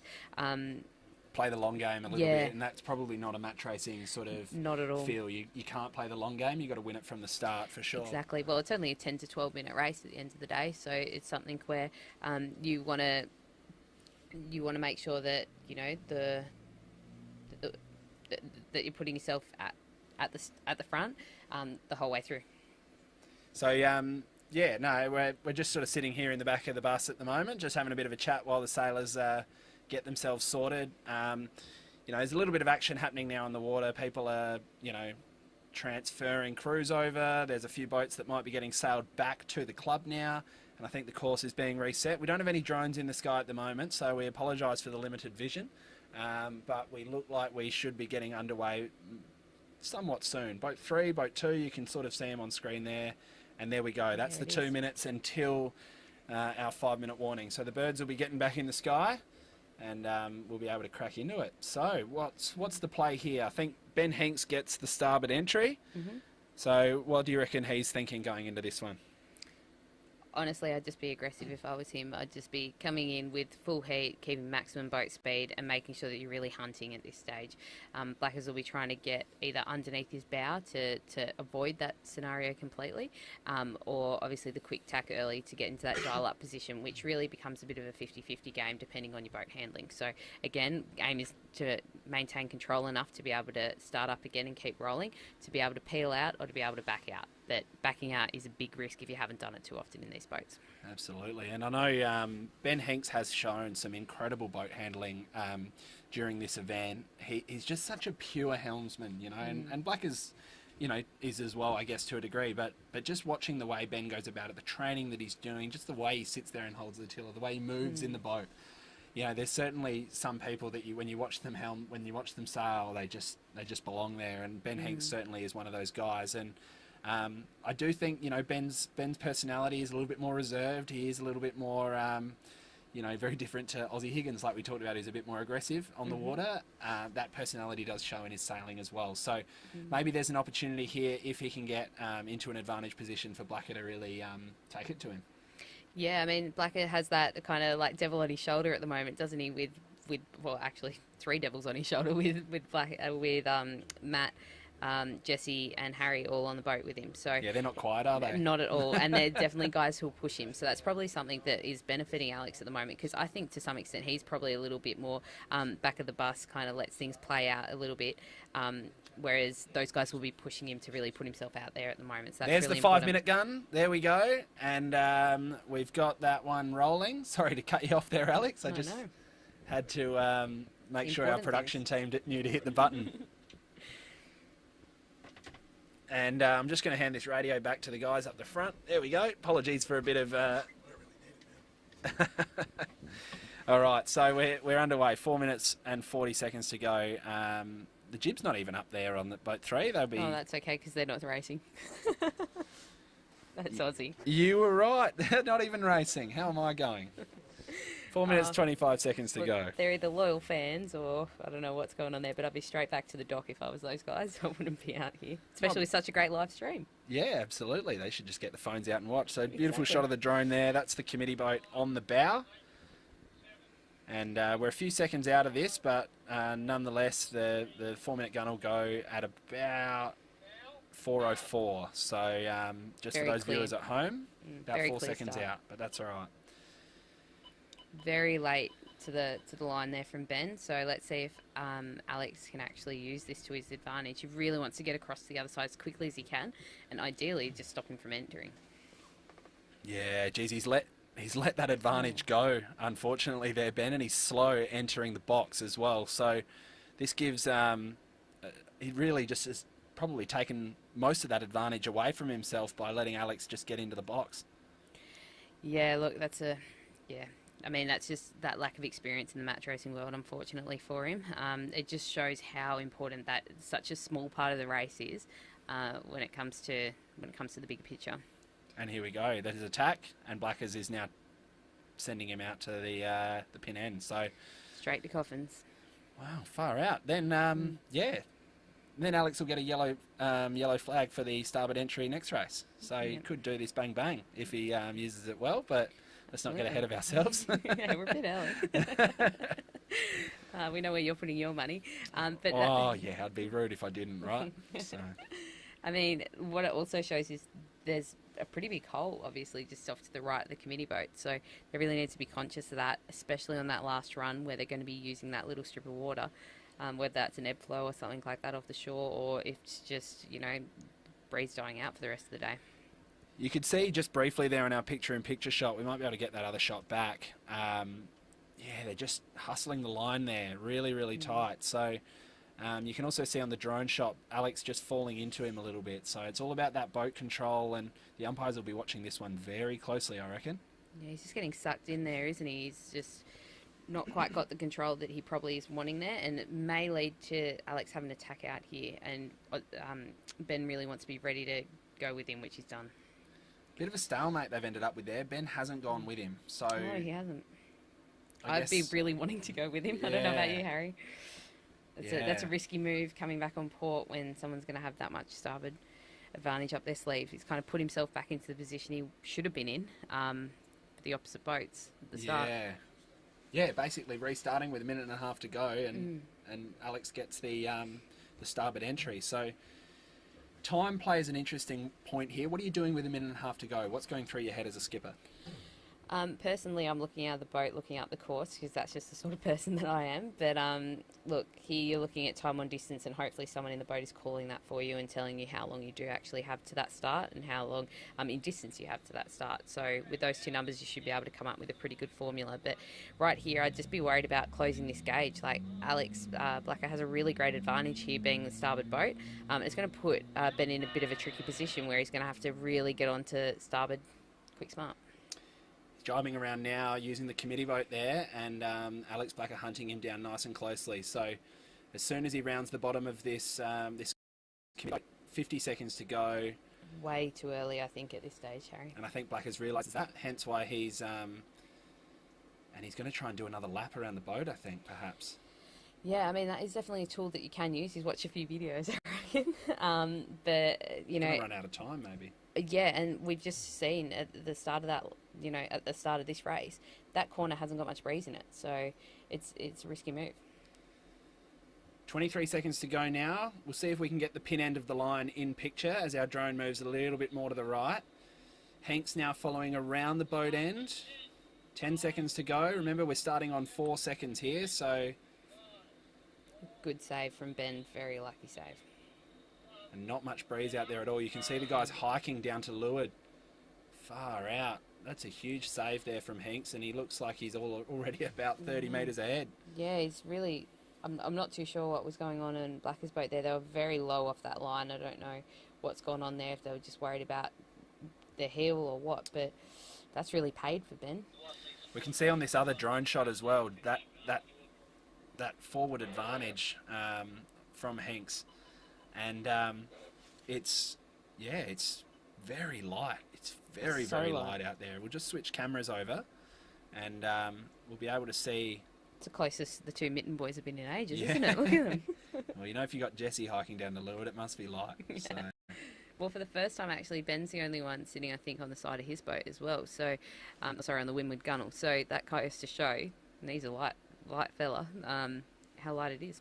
So this grand final here for the revived Harken Fred Neill Match Racing Regatta is a best of 3. So it's currently 4:30 p.m. local time. It is going to start getting a little bit dark. but nonetheless, we are here till the very end. So let's keep an eye on that. But nonetheless, Hinks off to a good start here. Yeah, I mean, given the weather and the way it is at the moment and how much this breeze is dying, every race is crucial, isn't it, Harry? Yeah, definitely. And you just can't afford to have... I mean, it is really hard. It's nice when we're sitting here in our armchairs, but seeing how light it really was, and I think just those couple of tacks around, or that tack around the boat, allowed Hinks to really rocket it and roll it, move it around, get some speed up around the boat end, and, you know, Blackers was sailing 20 degrees low just to try and keep his boat moving. Yeah, I don't know if he was going for a pump there or what it was, but it did seem like a bit of an odd move again. Like you said, we're sitting here and it's a different story, but it just didn't seem like really maybe he was off with his timing or something like that. He thought the start was a little bit later than it actually was, because there wouldn't have been much reason to do what he did otherwise. Yeah, sure. It is... Oh, that looks bad. Oh, yeah, the jib's even just falling in a little bit. Really, really tough stuff here. And it is that sort of time of day where it does get a bit lighter. We had some really nice breeze at the start of this final series, but it's certainly glassing off a bit now. We'll keep an eye on it and see what the decision is, but you know, they don't even want to tack here, do they? Because they're just worried about what they're going to do. Exactly. Look, he's really really chopping wood there on Ben's boat at the moment, and actually both boats. Obviously a bit more weight forward on Blacker's boat is allowing it to look a bit smoother, but I mean, versus the shot versus what it looks like in real life right now, it's not great. Might be our pixelated TV screen back here makes it look windier than it is, but this is tough stuff out there, and I don't know if there's any more coming. So it might be it's that time of night where it really shuts down. Yeah, it's probably the glassiest it's looked throughout the day, don't you reckon? Like, there's probably a little bit of pressure left when we're looking a bit more up the course, but really, realistically, it's not looking great. All right, you can see the windward mark. We'll just switch drones at the moment over to our other camera, and you can see just over there in the distance at the top of that right-hand mast is the windward mark. So there's still a lot of this tack left. But yeah, it's really starting to die off. The guys are moving still, but yeah, not heaps in it. Not at all, but it looks like Ben's kind of just been able to probably gain half a boat length there, just enough to keep him, you know, in a good position. That gauge hasn't really changed. They're both kind of sailing at the same angle, so it'll be interesting to see what happens with even just this little bit of pressure we can see at the top of the screen, if that does come into play, or if it's tied.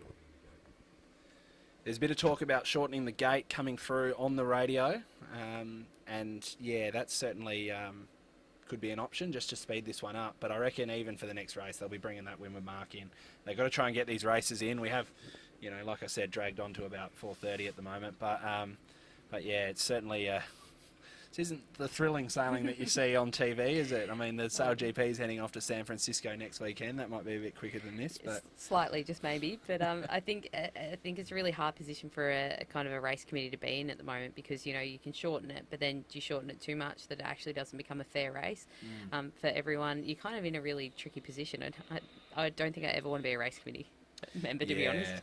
Yeah, no, it's and there's a lot to think about as well. Our race officer Daryl Emery, as well as our umpires, you know, constantly talking about what their options are when it comes to, you know, and they're also trying to do 3 races every half an hour. So, you know, in the round robin stuff. So there's a lot to talk about. There's a lot to make happen, but looks like they're still moving through okay here. Yeah, they do seem to be going through the water okay, but like looking at different angles, perhaps it's probably not as tempting some ways than the other, but that little bit of pressure does seem like it's finally made its way to Ben Hinks' sails, so he's kind of hooking into that at the moment, and that's only opening that gauge and putting, unfortunately, Alex in a worse position. Should he try attack here? I mean, you got to try something, don't you? I agree. Yeah. Got to risk it to get the biscuit, right?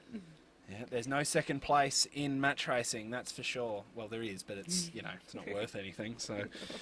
Anyway, this grand final race, just to recap how we got to this point for anyone that might be joining us just now. Ben Hinks sitting there in further away, the boat further away in the background there. He is in boat 6. They won their first semi-final, finished on top of the table after the round robin series, and managed to take a win away comfortably in that one against Dougie Watson from the Adelaide Sailing Club, and that got him into this grand final.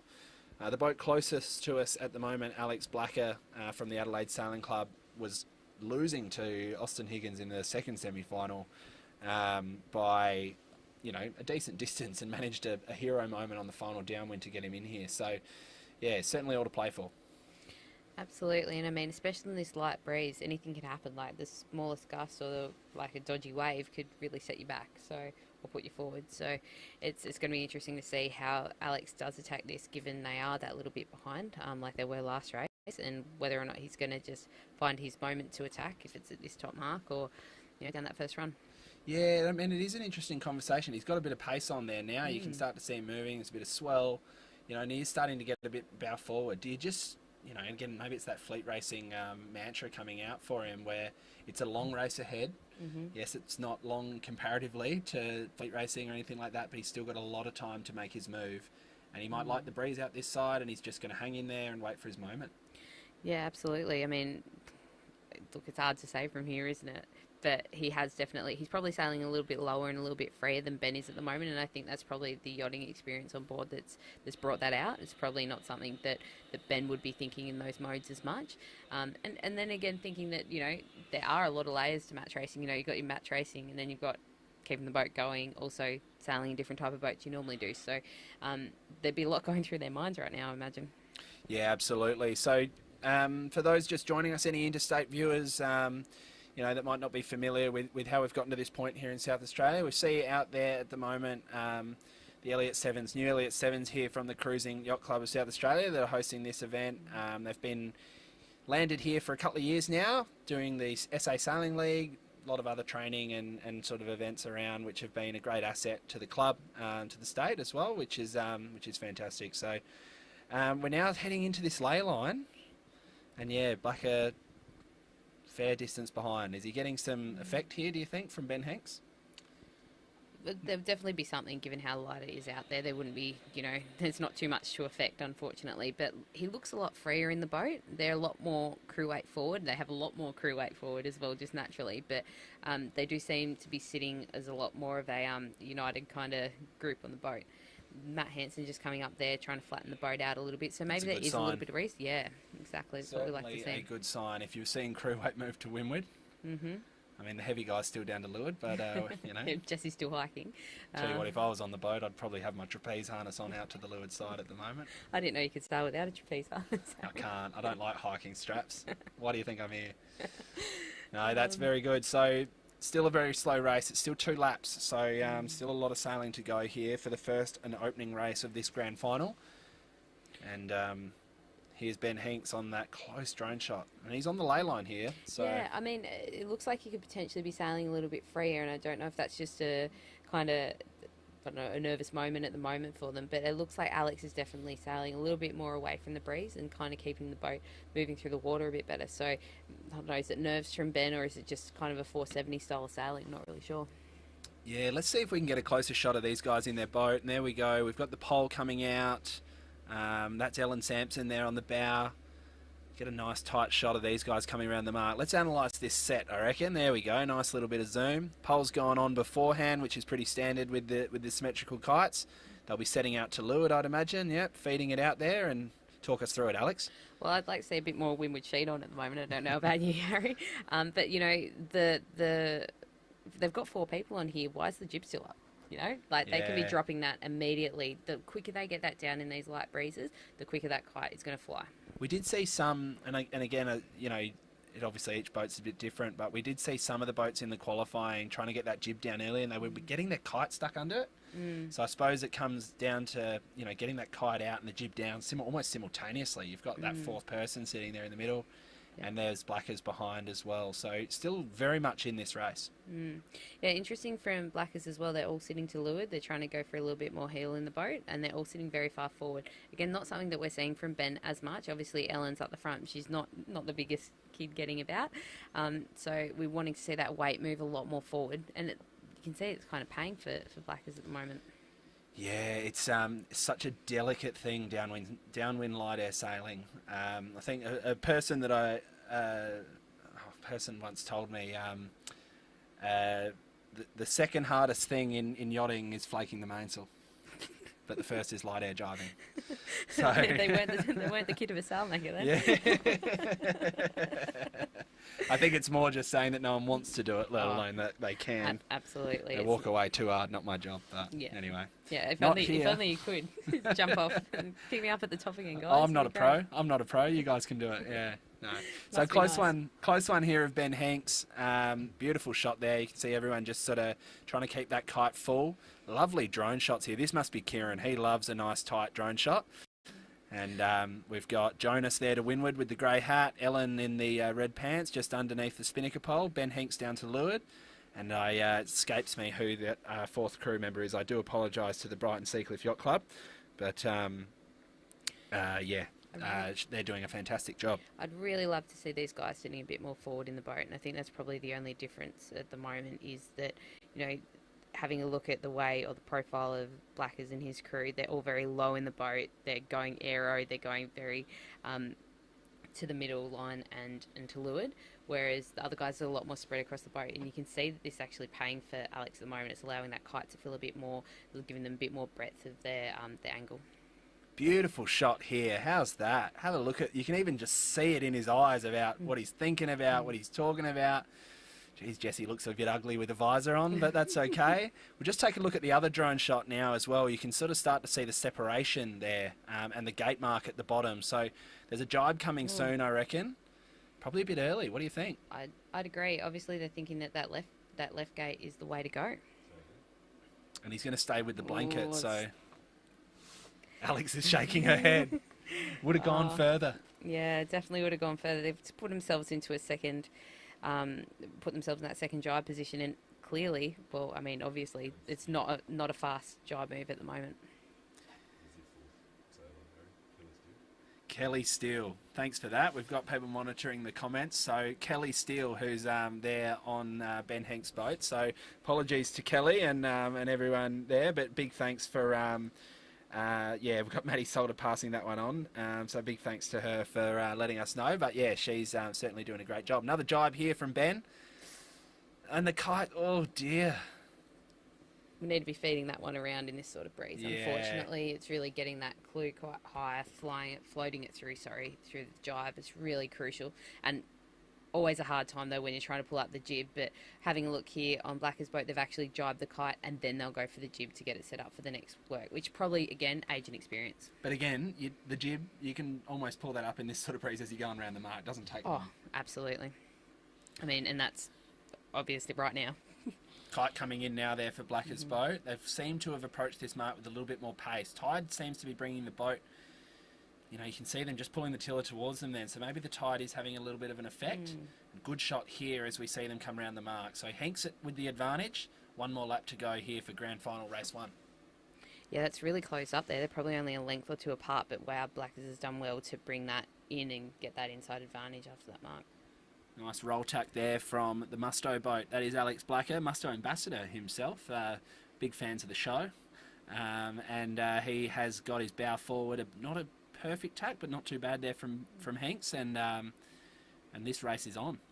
Interestingly, again, probably just a little bit of age and experience, but Alex actually tacking the Traveller through with him and walking up the boat on it, whereas Ben's actually tacked and then adjusted the Traveller after. So he could actually do himself a lot less work if he changed his technique a little bit there. Again, Maddie, if you're listening, Maddie Salter, maybe get that one in his ear before he heads off to Pittwater for the Sailing League finals, because it's a great skill in your armour. Yeah, so one of the two young South Australian teams heading over, Ben Hanks from the Brighton Seacliff Yacht Club. We've got Carter Baker as well from the Cruising Yacht Club of South Australia.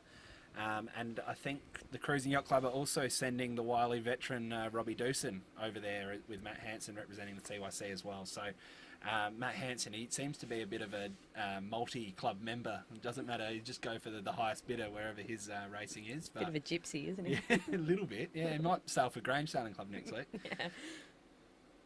Now a bit of breeze here, and Ben Hanks just seemed to be charging over Blackers. Just a bit of maybe that windward advantage. He was able to pull away, get forward, and then put him in some worse air. So yeah, another little telltale sign that these guys don't sail these boats too often is their windward sheet just dragging in the water. Wouldn't happen on your boat, would it, Harry? Oh, You never know. Oh, hopefully Blackers isn't rewatching this, but that's the Sheedan's job anyway. So. All right, we'll have to chase Sean up for that one. But on my boat, that's something that I really aim to do, especially in these light breezes. It's just about keeping the boat really clean and tidy as much as you can. Again, that fourth set of hands, we've got Kelly on board that boat.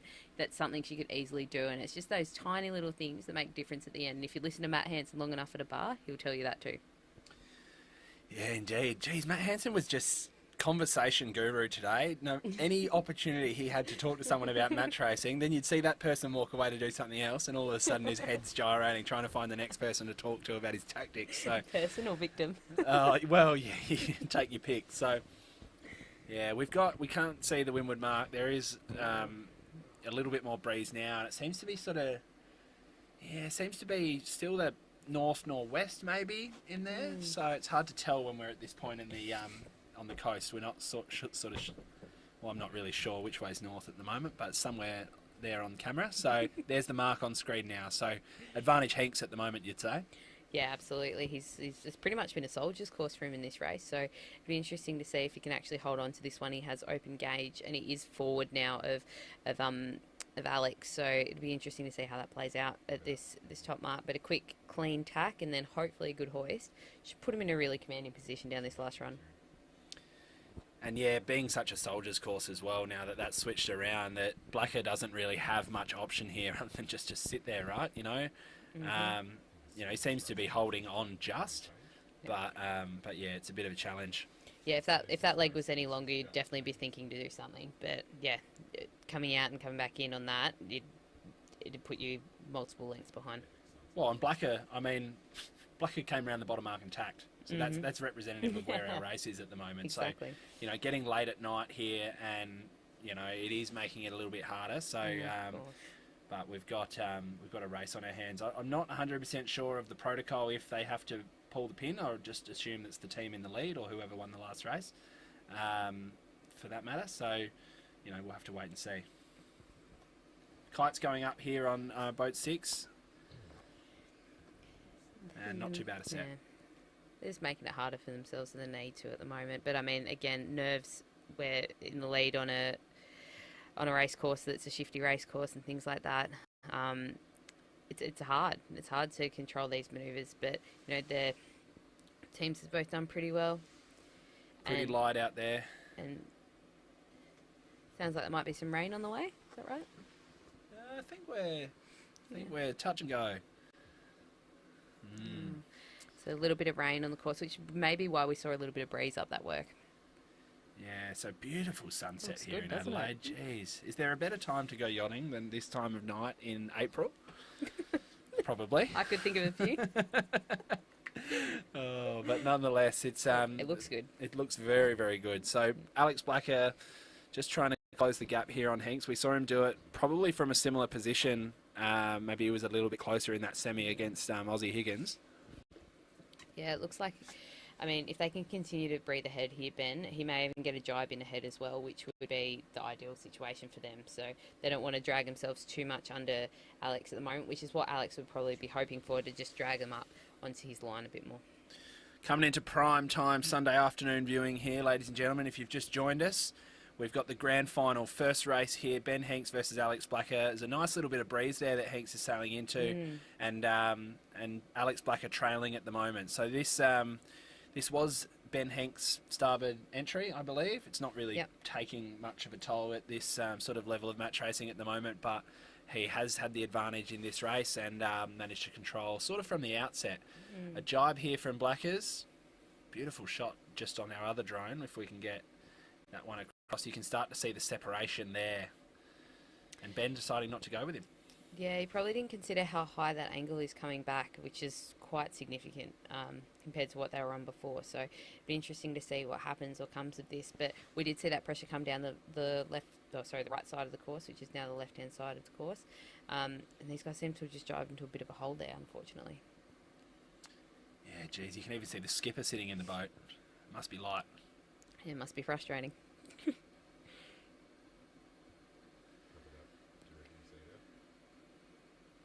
All right, see Harry Mitten just sort of jibing the kite there with the pole. You can see him flicking it to leeward. you know, it's maybe something that Ben wasn't doing. He was getting it caught up on the windward side. Is that something that, as a bow, that you're sort of thinking about? Yeah, absolutely. And having a look at Jesse pulling the clue through as well, that's a really crucial part of it, is to get it around as quickly as you can to give it the best opportunity to fill. Unfortunately, I don't think that move from Alex and the team has been really that much of a gain to them. In fact, I think that's kind of set them back a whole lot, unfortunately. Although a nice jibe and a great one for Matt to probably analyse for the next 6 years. It's just not quite played out for them. They're going to roll into this quite nicely. So Hank still has to jibe here to get down to the gate or finish? We're going to the finish. We're going to the finish now, and he's soaked down there. And one jibe wonder. Well, or not even a jibe. Yeah, so it does make it a little bit tougher now for Alex. Just overall on the scoreboard, he'll lose this race, and then he's got to go back to the drawing board and puts Hanks on match point. And he's one away. So it certainly takes the pressure off them as the leader of the round robin coming into this finals series. But Blackers needs to pull out all the stops here for the next race. Absolutely. And you got to feel for Blackers. Like, sometimes you think like that quick drive out, quick drive back will be exactly what you need, but sometimes too it just doesn't at all. And good on Ben for just keeping his cool and race and focusing on his own race there. That's really shows mature head on those shoulders. Well, there we have it, folks. Ben Hanks from the Brighton and Seacliff Yacht Club, sailing with Jonas Barrett, Ellen Sampson and Kelly Steele, takes race 1 for the Fred Neill Match Racing Regatta Grand Final.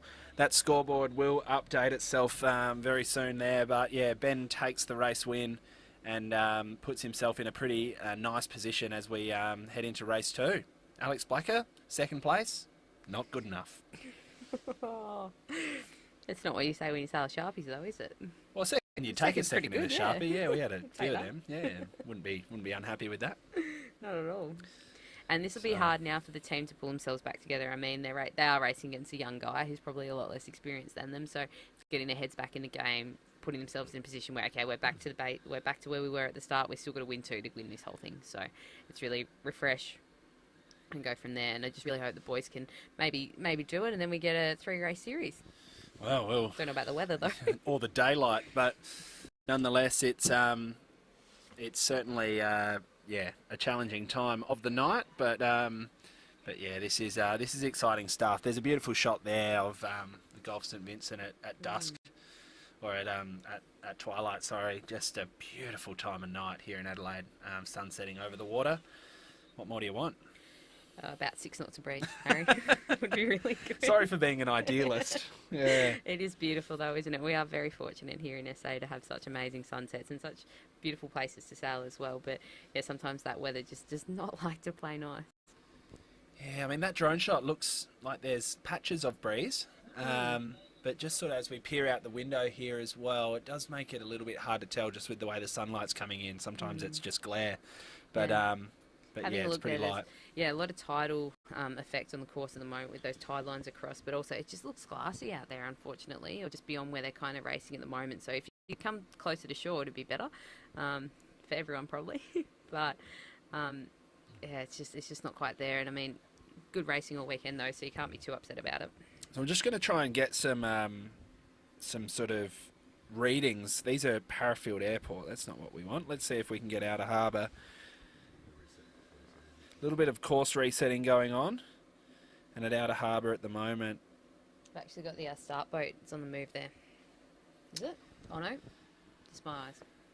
No, I reckon the start boat is moving. Yeah, start boat is moving. So we'll wait and see here what happens, but they better reset this course quickly because it all could die in the arse very quick if we're not too careful. Or the lights just go out, which is also a very good possibility at the moment. I'm not sure if there is a daylight policy or something like that we need to be worried about, but we're just going to try and get some weather readings, observations. 5:35 is the sunset. Jeepers creepers. Yeah, so these boats, yeah, don't have any nav lights, don't have any spotlights, don't have any of those sorts of things on board. So when it goes dark really quick, and a lot of cloud coverage today as well means that, yeah, it's going to kick in pretty soon. It's an unfortunate time.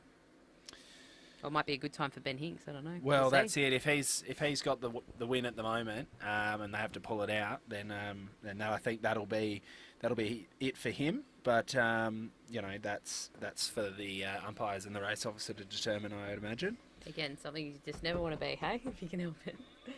So we're just There we go. We've got a warning flag up now. So it's 7 minutes to the start. They're going to try and get it away.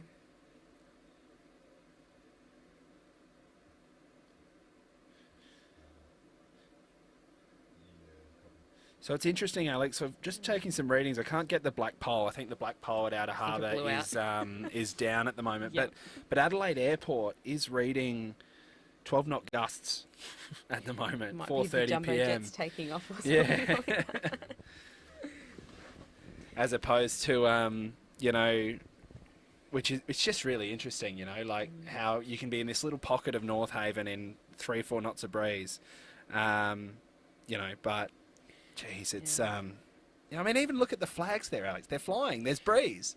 Those flags weigh about 10 grams, Harry. Yeah, but it's it's a challenge anyway. I think it's a petition we need to just get more weather stations up this end of the end of Adelaide coastline. We just don't have much coverage up here, and how helpful would that be for us right now? Yeah, that's it. Especially at the Black Pole, which is literally like in the background of the shot. So exactly.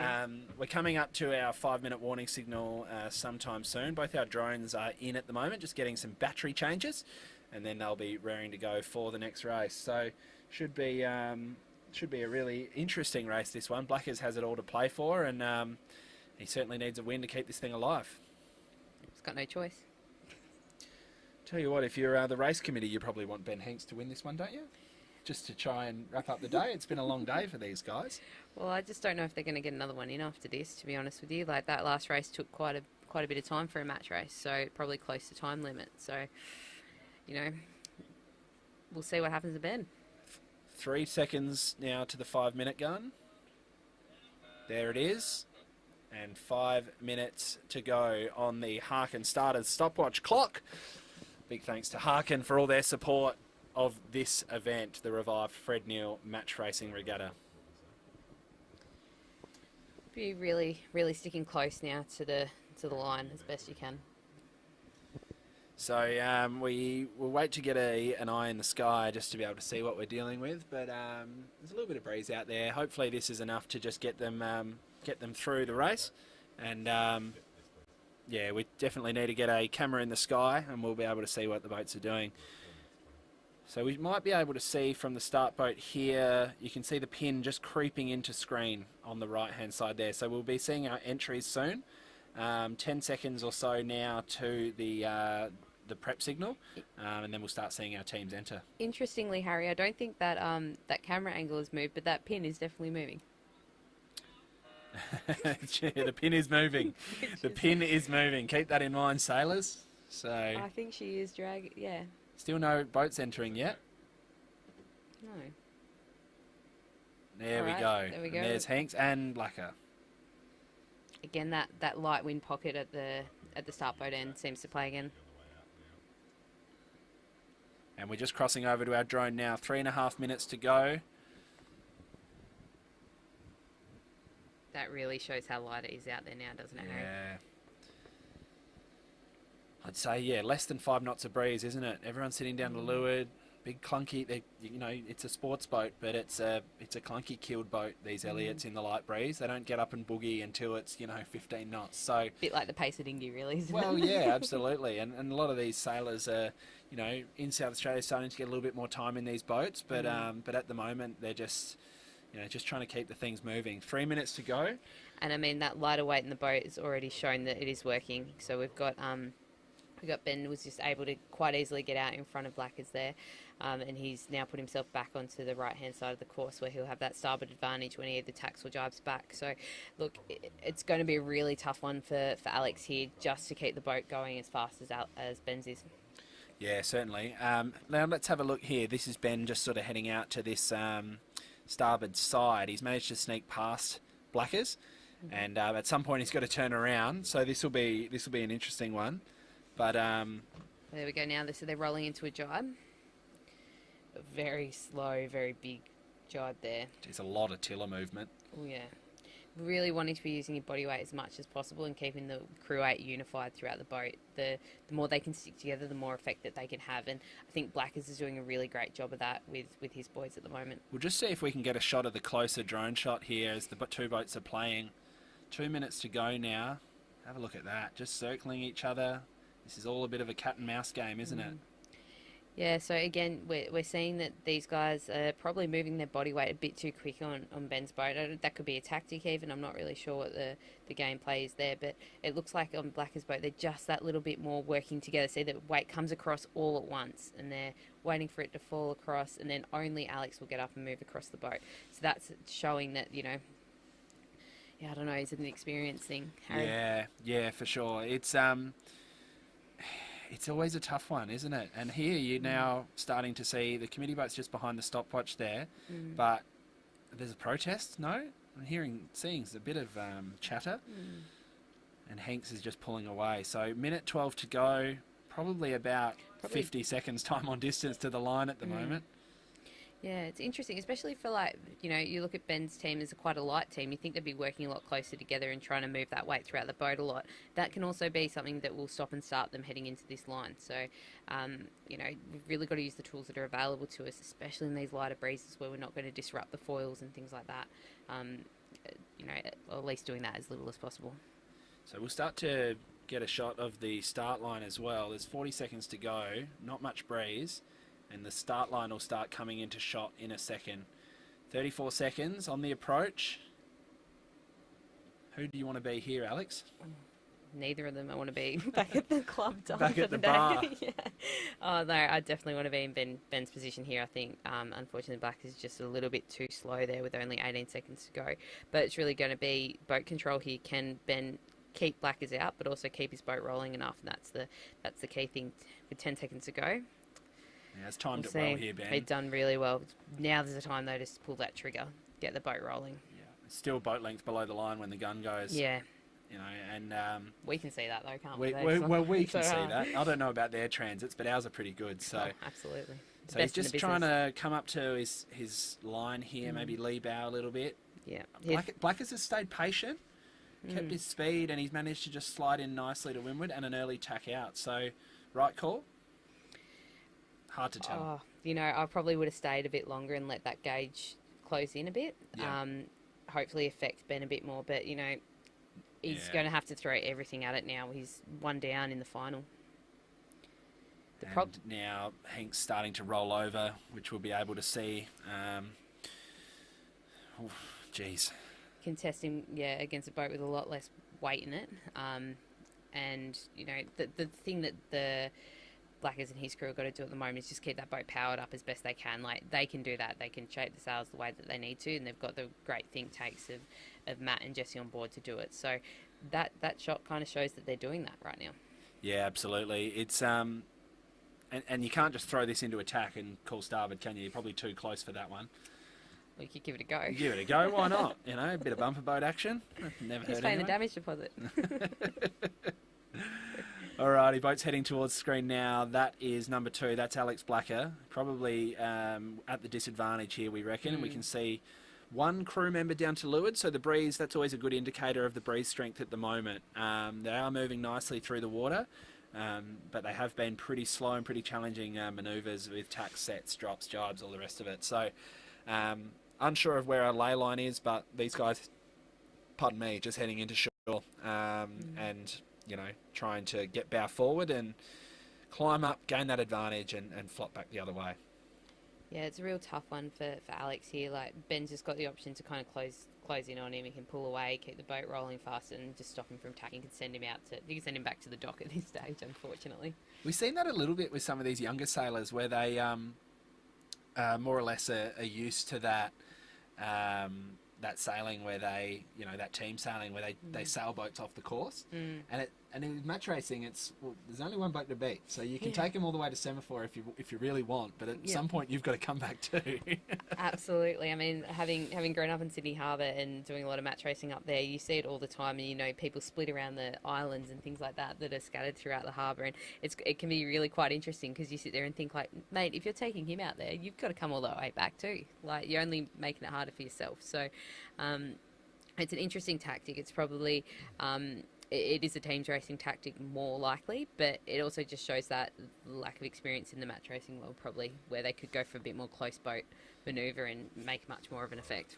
So if we just switch our cameras here, we'll be able to see the ley line approaching. So we reckon they're probably over the ley line there. You can see the mark, that little speck in the background, and looks like Hanks has decided to tack. So Blacker will tack on his hip and won't have a great deal of wiggle room here, will he? No.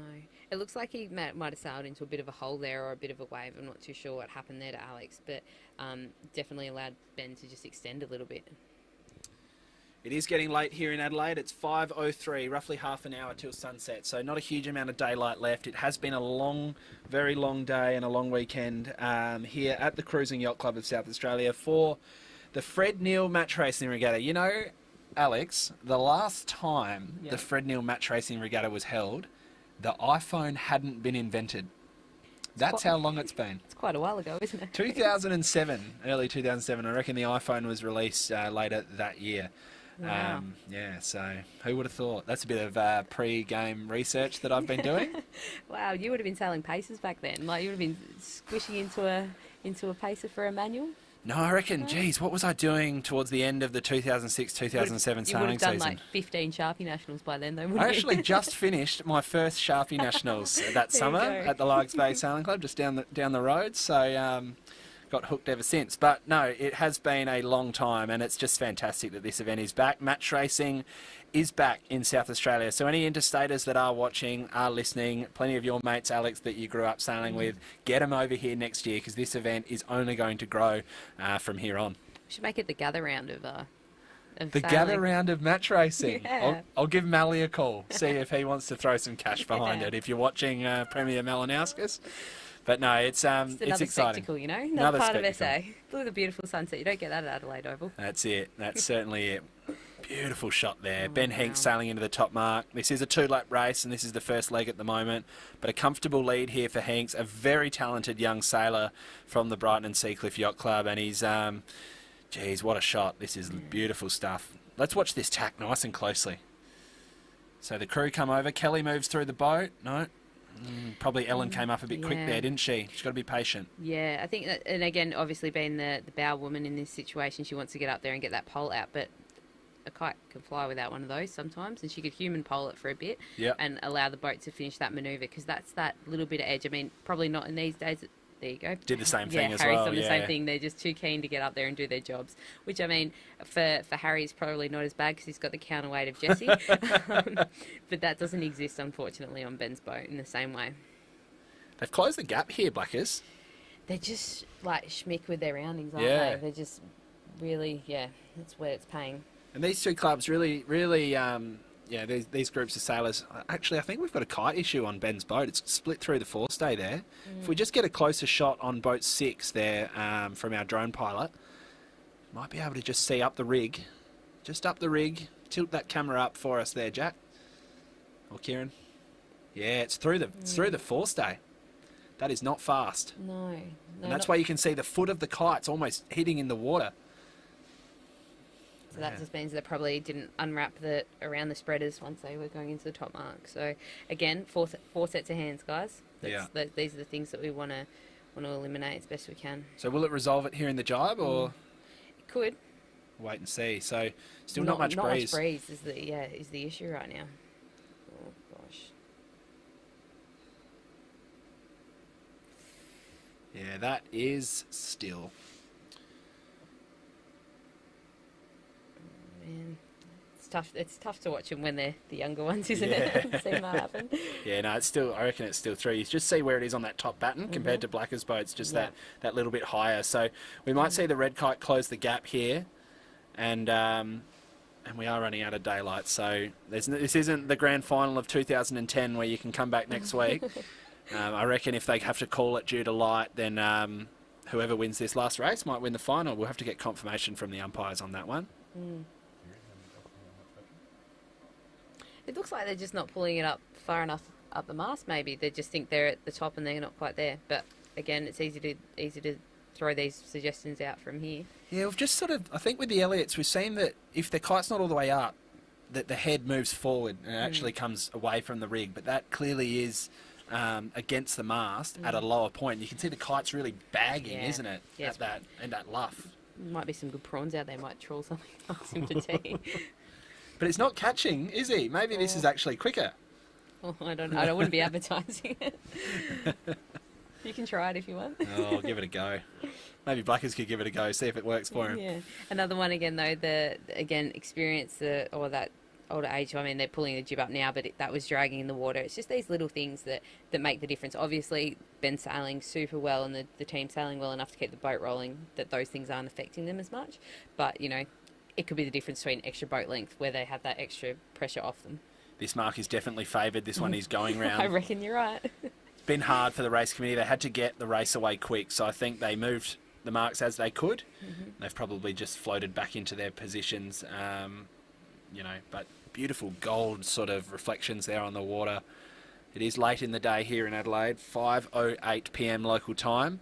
Ben Hinks with the advantage. He's on match point, one more up and back, and he will be the first ever Fred Neill match racing regatta champion since iPhone was existed. Of the decade. Of the decade. Well, of last decade as well. But no, it's been a long time, but it's great to have this event back. It sure is. And it's great to see that, obviously the skills have improved even over just a couple of days of sailing. Imagine if we did more of this, every couple of months we had a match racing regatta down here or something like that. It'd be the difference between really stepping it up and showing those interstaters when they come next year. SA's on the map. It's really, you're right though, you want to get better at this discipline of sport, do more of it. 100%. And now we've got the opportunity to do more of that. The previous time this event was run, it was because, we had, boats that were privately owned, that owners were able to, allow those to be sailed and get the event up and running. So, then when that stopped, and that's kind of, been a challenge, but there's now a fleet of boats here for the sailors to use and the event to happen. So, I mean, we're fortunate here that we've got a few different clubs that have boats that would allow it as well. So it can be something that could easily be shared around. And you think, why not? Look at these beautiful days and these beautiful sunsets. Maybe not sail this late in the day. And that's a real strength of match racing, getting in any type of boat. And competing, you see it with the West Australians. They'll race the Foundation 36s. Exactly. They're big enough to put a cameraman on the back. There's the J24s that we raced here last time we did the Fred Neill. There's and you go off to Europe and it's J70s and and so forth. So you've got to be able to hop in anything and float it, don't you? Absolutely. And I mean, these two being in the final just shows that that's the case. At the end of the day, you've got a 470 sailor and a Sharpie sailor here who used to be a cat sailor for the Lisa Sharpie sailor. So it's these transferable skills are super important. But if you had a real specialist in this area and you were specialising in those skills in this area, wow, what a difference it'd make. Yeah, certainly true.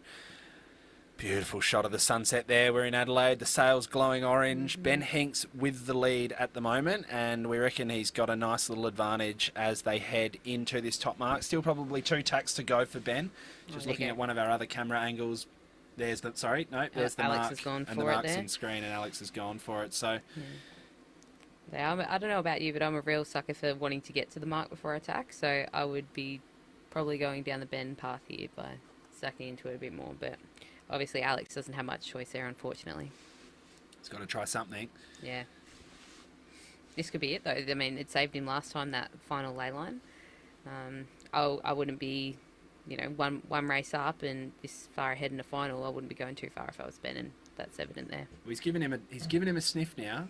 Might not be enough, but geez, it's more than what he could have given him if he'd just dumped on him, right? So absolutely. You got to attack eventually. May as well do it as a cover, but if we just switch shots here, we'll be able to see the there's the sort of lateral separation that you can see. So we're directly behind Hinks's stern, and there is a lot of lateral separation. So this will be tough for Blackers, and it might be starting to clock round to the right for him too. He probably looks a bit higher there. So yeah, that's tough. It does look like there's a little bit of pressure out on that right-hand side of the course at the moment. Although Ben is quite low on that angle, it does seem that Blackers is a little bit higher with his angle. So he's rolling into attack now, and it'll be interesting to see how that comes out. It's probably a few boat lengths in it, but I wouldn't say that Ben's lost too much by that extra dig. Yeah, for sure. And throws himself into attack. This is to the finish from this point on. And it looks like Hanks has the advantage. And I think the race committee will be relieved if Ben wins this race, because I don't know what they were going to do if we ran out of daylight. What you're going to say, the cameraman will be relieved. Well, how many drone batteries we got left, boys? Is this about it? Heaps, apparently. Yeah, they're all good. So plenty of great sailing we've had here this weekend, and here comes Hanks around the mark. So here's a great opportunity for the bow woman in this situation to be throwing that tack forward, trying to get things as far as she can out of the bag. That helps get it out from under the jib as well, Exactly, doesn't so it? it just feels as quickly as it can, given it's only like 5 knots. But great, what a great, that's I reckon their best hoist of the day. Look at that, she's flying. Yeah. Jib came down at the right time. That's really smooth. And I think as well, managing rolls there, we see Jonas, who's more of a main hand, actually pulling the brace around there, and then Ellen just, flaking the jib, and Kelly sort of doing the tidy up as well. So, I guess they got to do what works for them, don't they? And they've sort of seemed to have found a system, and they've extended a bit here on Blacker. They really have, and that's the difference between a good hoist and a bad hoist, really. We haven't seen a great one from them yet to give them that opportunity, but interesting from Blacker here, not only a wine glass but also jibing out straight away. So it'll be interesting to see if that does actually put them in a better position, given in the last race that that little jibe out was not a good move. He's got to try it. He's wine glassed it, but nonetheless he's up and running. So Ben Hanks, I would imagine, is look at that shot. How good's the sunset? Just cruising his way down to the finish. A jibe. And may as well, no point in putting themselves under any undue pressure at this stage. I mean, probably get a kite full would be a good move. Tough to do, though, in these light conditions. Really a matter of heating up big time or getting that pole back. All right. On the way to the finish now. We will have our on-water crew standing by with the radio to have a conversation with the winning skipper if it is Ben Hanks that wins this race. We don't want to get too ahead of ourselves, but he does look like he has the advantage. We have dragged on a little bit longer than our anticipated finish time, but I tell you what, it's worth it for that Adelaide sunset. If you're ever thinking about coming to a match racing event, we'll book the breeze in now, won't we? Yeah, and we'll make this happen again next year. So it's been fantastic. Definitely does look beautiful, doesn't it? Not many places you get to sail that have that sort of vista, do they? Yeah, and I think you see it in certain parts of the world. I mean, growing up on the East Coast, Alex, the sun doesn't set over the water over there, does it? No, not at all. So you have to get up early to experience it. But no, this is absolutely picturesque. So it's been an awesome weekend here. Good to have match racing back here on South Australian waters. And Ben Hanks from the Brighton and Seacliff Yacht Club. I tell you what, keep your eyes on that name. How old would Ben be? I reckon he's about 17 or 18, and certainly a bright future ahead of him here in South Australia and abroad.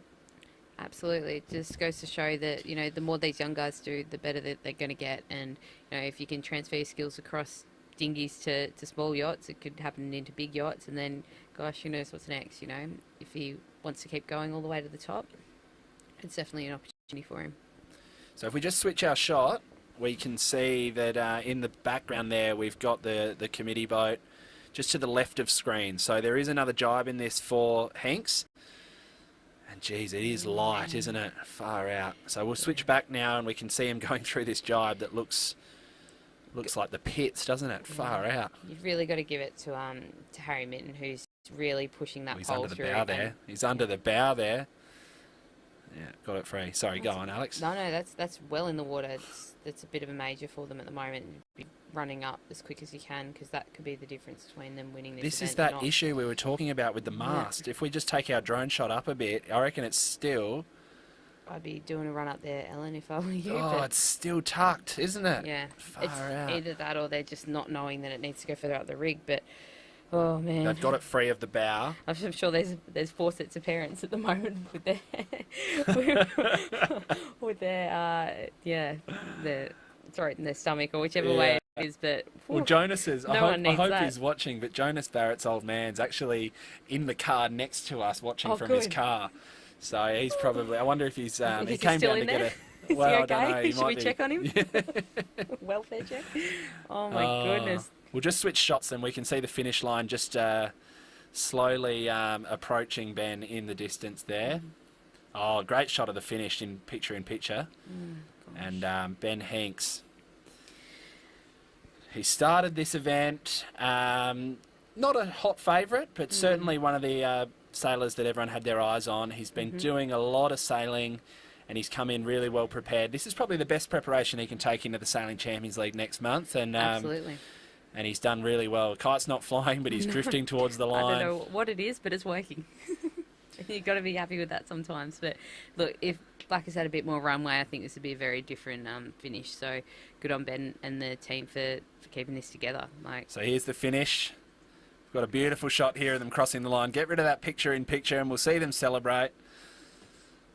And here they go. They're crossing the line any second now. That's it. So having a look at the girls there, they're keeping the kite out of the water with whatever functional issues going on up the mast. So it's working. And they hold on. Oh. Congratulations to Ben Hanks. A Well reserved done. character. Show us some celebration, young fella. Show us the Jessie Mitten. Come on, guys. Unreal stuff. Oh, Now, that's awesome. we're going to see if we can get on for a chat. Bear with us for a second. Can we get a chat with the winners? Yep. Heading there